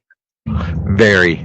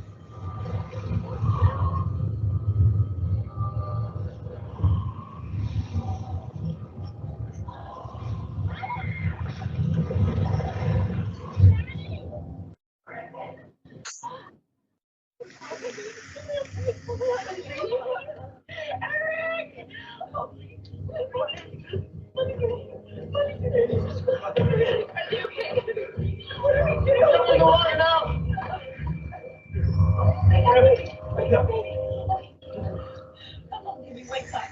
Can you hear me? Can you hear Mama? All right, wake up, sweetheart. Come on. Please wake up, please. I need you to wake up right now. Good boy, good boy. There he is. Good boy. Yeah. There he is. Daddy's gonna be okay. Come on, sweetheart. Please wake up. Oh, sweetheart. Oh, baby. Hi, sweetheart. No more TV for you. I think you've had enough.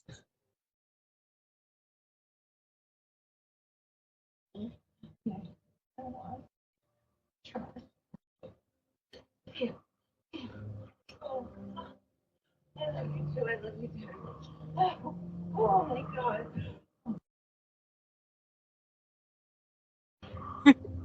I don't know if I caught that before. That was good.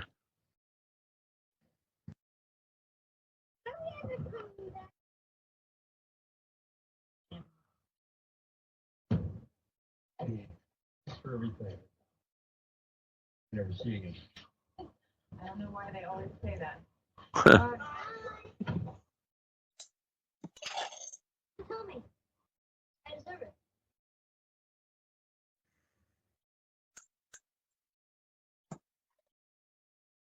Well, shooting an episode in a haunted car wash. Yeah. Phone guy. Leslie. So I'm not a ghost? No. Just a dozy boom operator with a very, very large microphone. You lied. I'm not saying it. Oh, it's fine. Where? Give her the lie. House is clean. Better, come on. The house clean. Oh my God, she's gonna freak. Isn't though. This is sweetheart. You help the spirits go into the light. But they didn't. Yeah, go, go, go, Daddy, go, go, go, go to the line, Mommy. They needed me to take them, but I wanted to win, so neither did they. Go, go, go.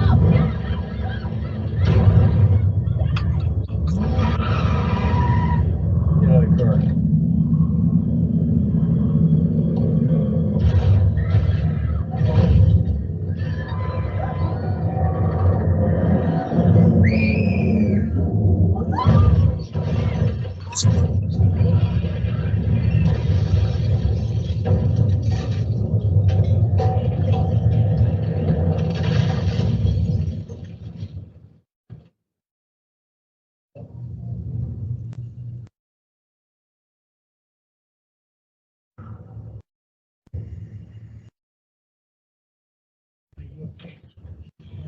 Okay?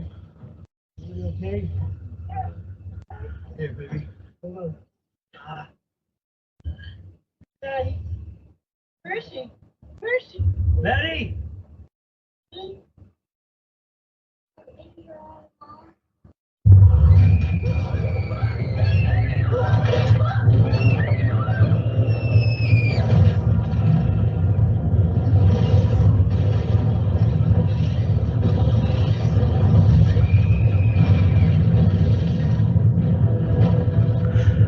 That would have been a nice throwback to Evil Dead too, if that big demon head would have just come right through, man.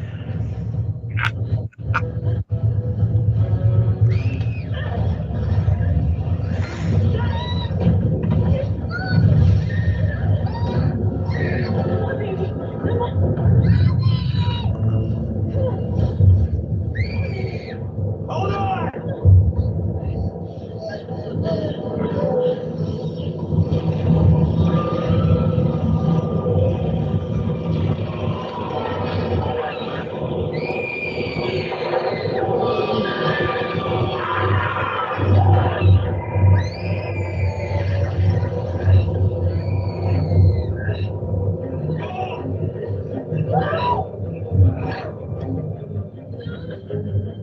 Release!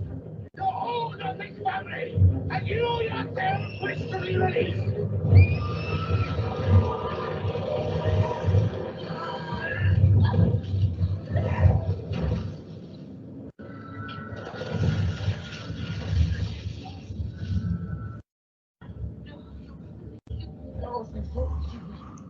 Where you left me. You're never gonna let this family go. Oh, you're faking it for the cameras, Brooke. The only one left who can lead those souls into the line. You know that. You don't have to do this. I know. Wait, how will I know that you're really fast? Because why, Brooke?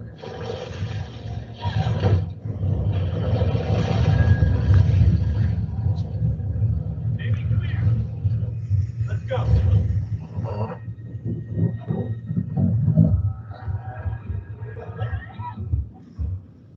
Let's go. Come on.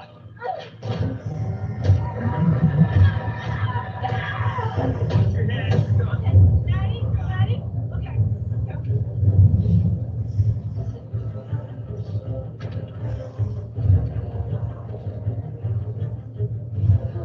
Bobby's gonna get you.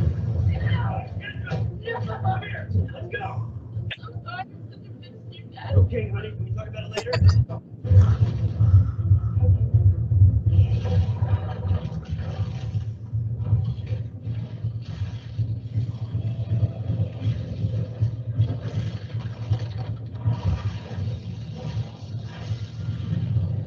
Hey! What are you doing? I'm gonna dump you! Wait!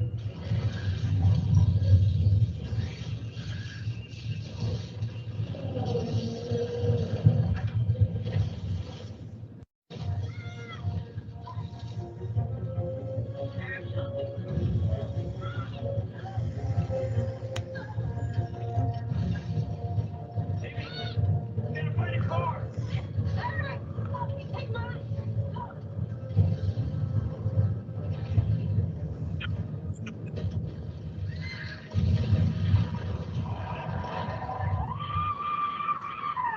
Let's go.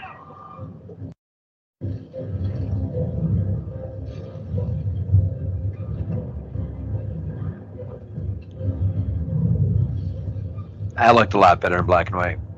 Yeah.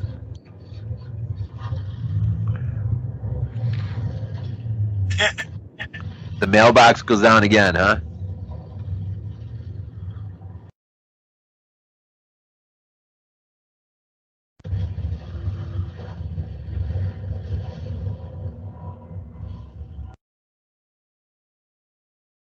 I love but I also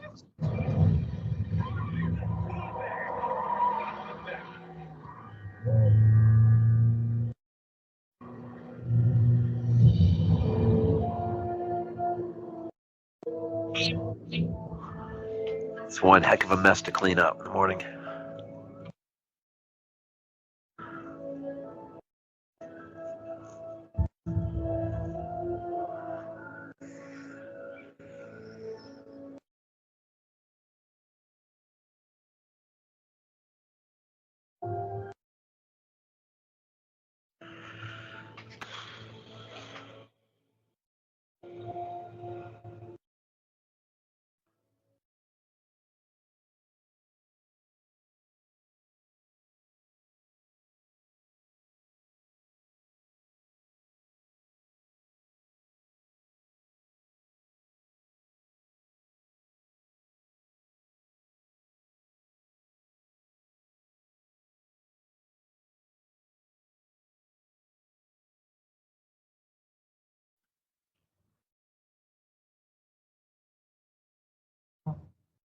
CBS isn't taking.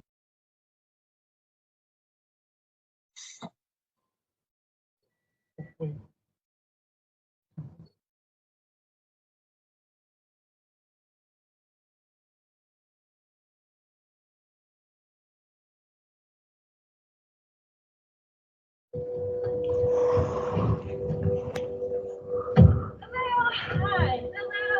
You see that Hooper High baseball?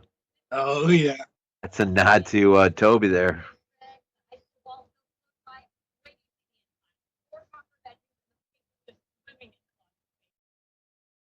That's not really high on our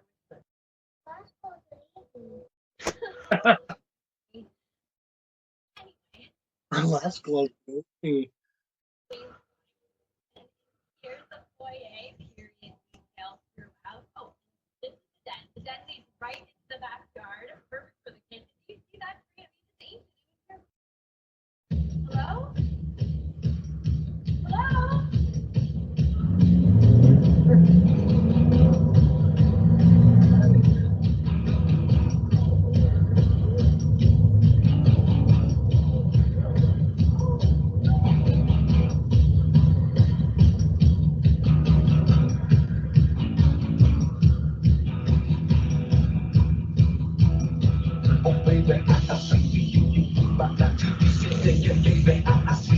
Well, a few things didn't mention earlier. The cinematographer here worked on the Fright Night remake, The Road, The Others, Thor Ragnarok. That a pretty skilled cinematographer here. Composer is the same guy who did the score for Prometheus and The Gray.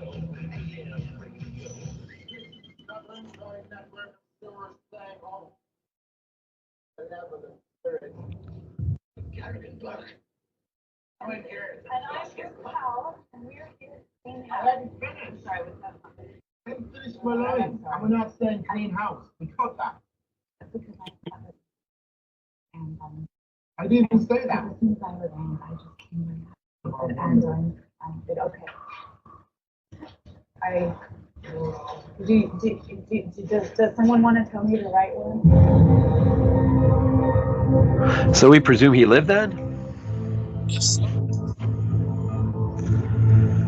That's maybe the biggest leap in the entire movie.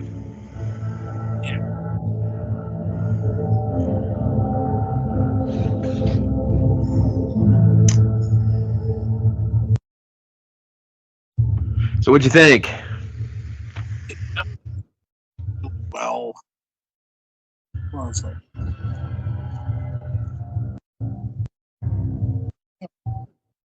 I thought the black and white did a really good job. It definitely softened the CG, and it just, let's put it this way: if I watch this again, I will be watching it in black and white. Yeah. Oh yeah, there's no such thing as color with this film. It looks so much better. I'm just looking right now at MDB because, like, I don't know, like, that how the house that they went to at the end, is that like, are we supposed to like assume that that's like haunted as well? So that's why they left it. They headed off. But is that supposed to be like, I don't know? I think that was more or less a nod to the hotel scene at the end of the original when they toss the TV out. As soon as they say, "Oh, the closet space is," That last closet ate me. yeah, and the well, I don't even know if they stood there long enough to hear the ancient tree in the back, but I think that was more or less. I was just wondering, you don't suppose that was the house from the original, was it?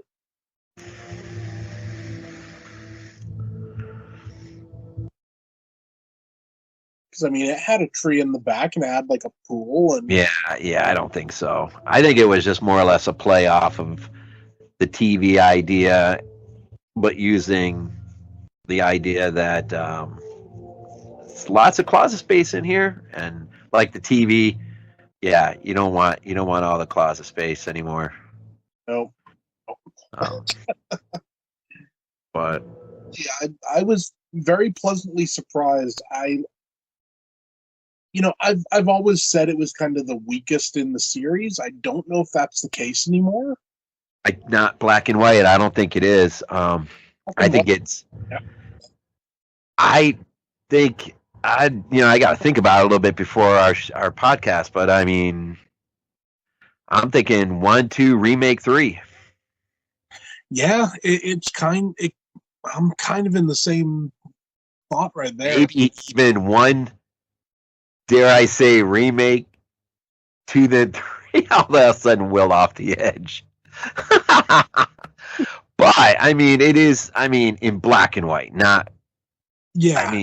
I mean, I think with the thing with part 2 for me, once you get to that point where you're heading towards the end, that's where that movie completely has lost me. I love the beginning of it. I love the because I was sort of reminded towards the end of this one. I think one of the neat things about the sequel to the original film is you get to see the aftermath of that neighborhood and that house. Yeah. And that to me is, I mean, that is a real neat thing to be thinking about that immediately. So when, our spirit guide there, I can't remember his name there, shows up, it's literally probably just days after the events of the first film. Yeah. They haven't even really, I mean, and then I love I love everything you didn't get in the original as far as the relationship with the family, the mom, Diane and her mom, and even though Dana is completely non-existent in that movie, yeah, you do get a lot more of their relationship at the beginning, and even when the Reverend there, the old man there shows, yeah, there's some effective scenes. But somewhere towards, I don't know, 3/4 of the way in, once you really start rolling towards, I don't know, that movie just really, really, really loses me. But this movie, I don't know. I guess the question for me is, in black and white, is there more of this effectively done well that is better than the sequel to the original as far as lining them up? I would imagine, just off the top of my head, 1, 2, remake 3 for sure, I think. Yeah, kind of in the same boat there. I mean, I could see with the third part, I could not. I still can't get my head wrapped around why do they send Carol Ann off to the aunt and uncle in Chicago to begin with? I don't know. For months. I mean, this is months. She's enrolled in a school. It makes no sense. None. Especially when you go back to the second, the thing that made the second was, the love and the bond of the family, and the last thing you would expect to open up the third is they just ditch off Carol Ann to a family, and it's almost kind of like the opening, dare I say, the opening of Alien 3, killing off the original members of Aliens. You just don't expect it. I mean, but I think for Alien 3, it works for the film. I think that works, but it does not work. And I don't know if they just couldn't have brought, Joe Beth Williams and Craig T. Nelson back, or how that all went. Probably they just, it was like, no, I don't want to come back for this. You know, And I almost dare say too, Carol Ann is. You already can see her age coming yeah, in a weird way, man. In a weird way, and I hate it that uh, that we lost her before 3 was finished. But I get this weird feeling. I don't know. I don't know if she really would have had much of a longer acting career in film. I just don't know how the camera would have continued to like her as well. I don't know. I don't know. That's a weird movie, though. I mean, just considering everyone who died and throughout the franchise, that's a weird thing. But this was. I mean, surprise, honestly. And I don't hate it as much as I originally thought I did. no. You know, but like I said before, it's just something. It could have been so much more. Yeah, you could have done a lot. You could have made it something really special, but it's just kind of okay. It's something that exists. I wonder if part of the problem was there were just too many producers in the room, because there's like 7 producers credited. Yeah, I think probably a big part of it was the producers saying like, oh, because the original was PG-13, this has to be PG-13 as well. I think I think they should have gone darker. I think they should have made this movie for the people that saw Poltergeist as a kid. That's the problem. They made this for a new generation of horror fans. They should have made it for the original generation of horror fans. Well, here's part of the problem, I think. The writer for this film is David Lindsay Abair. He is the guy who wrote the screenplay for Rami on Oz the Great and Powerful, which was not a great movie.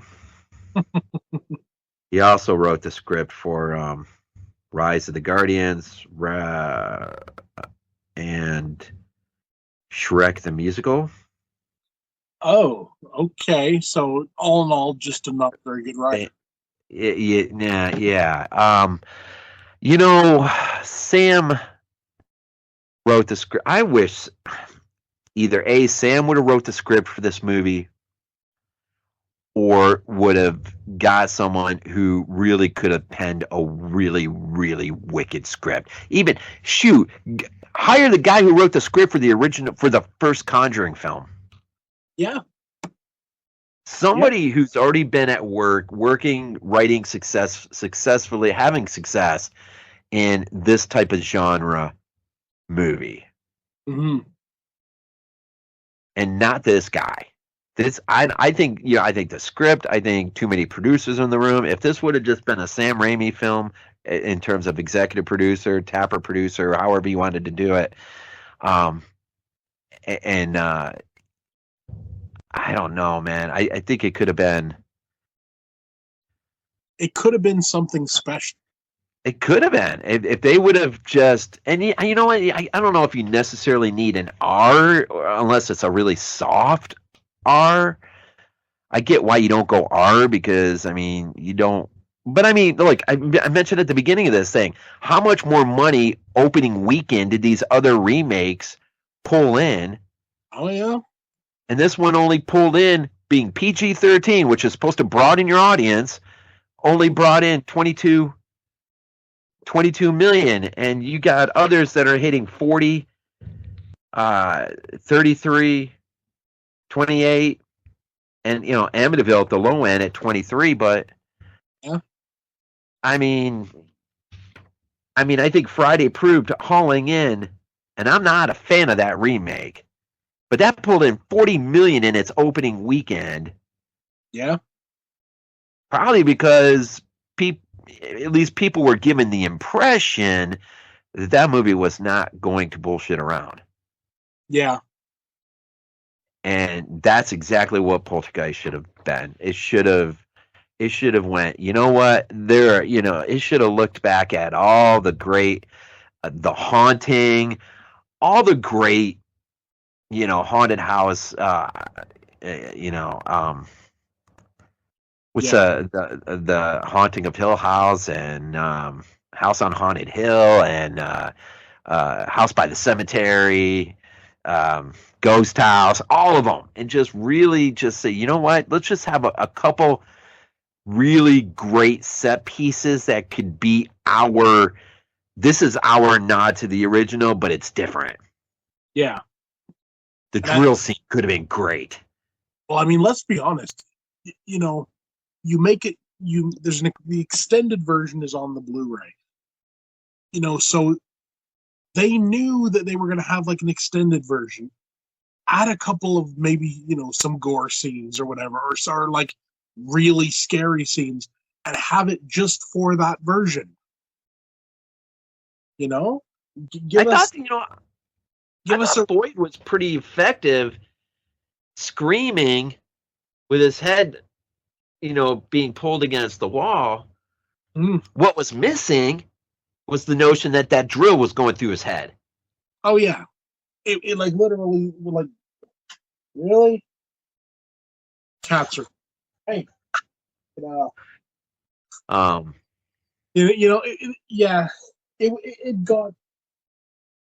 It got close enough to be uncomfortable, but not close enough to be a threat. No, this isn't your putting the pickaxe through the coffin in City of the Living Dead. No.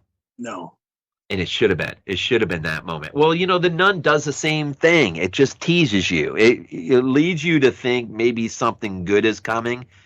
Yeah. And then it just says, we'll stop here. It's never. Why? Yeah. Why? I'll say The Nun is another effective movie in black and white. That movie is way better in black and white. Oh, yeah. So, yes, this is, I think, for me, better than Part 3, at least in its black and white viewing. I think the black and white does a lot. I think it tempers the CGI. I think it enhances the poorly written script in the sense of the relationships between the family members. Gives us some interesting aesthetics that are much better in black and white than color. Does a lot for the shadows in the house and building tension. It really does. It really does. But yeah, along with the Alien 3 and Thing 2011, this is another movie that is going in the pile of only watch it in black and white. And I think for me personally, this movie clearly stands above. For me personally, I will never watch this in color ever again. Never. I won't. If I'm watching this movie, it's in black and white. That's it. That's it.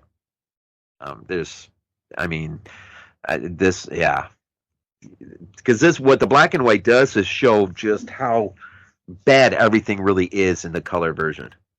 Yeah. And it didn't need to be that. Okay. So this was a nice viewing, man. I'm glad you thought of this and we went this direction because this is it was a blast, honestly, and it was just damn fun to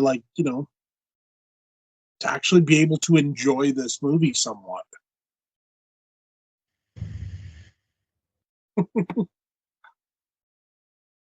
Yeah. Definitely. All right, you want to just go ahead and cut it there then?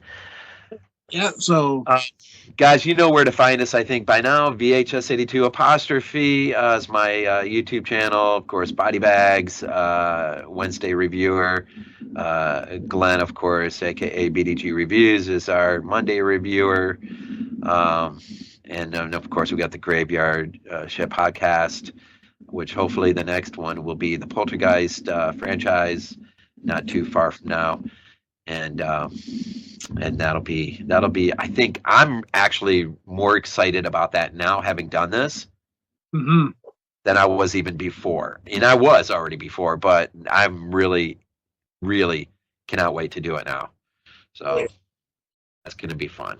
So that's coming down the pike, hopefully sooner than later. So see you next time, everybody. All right.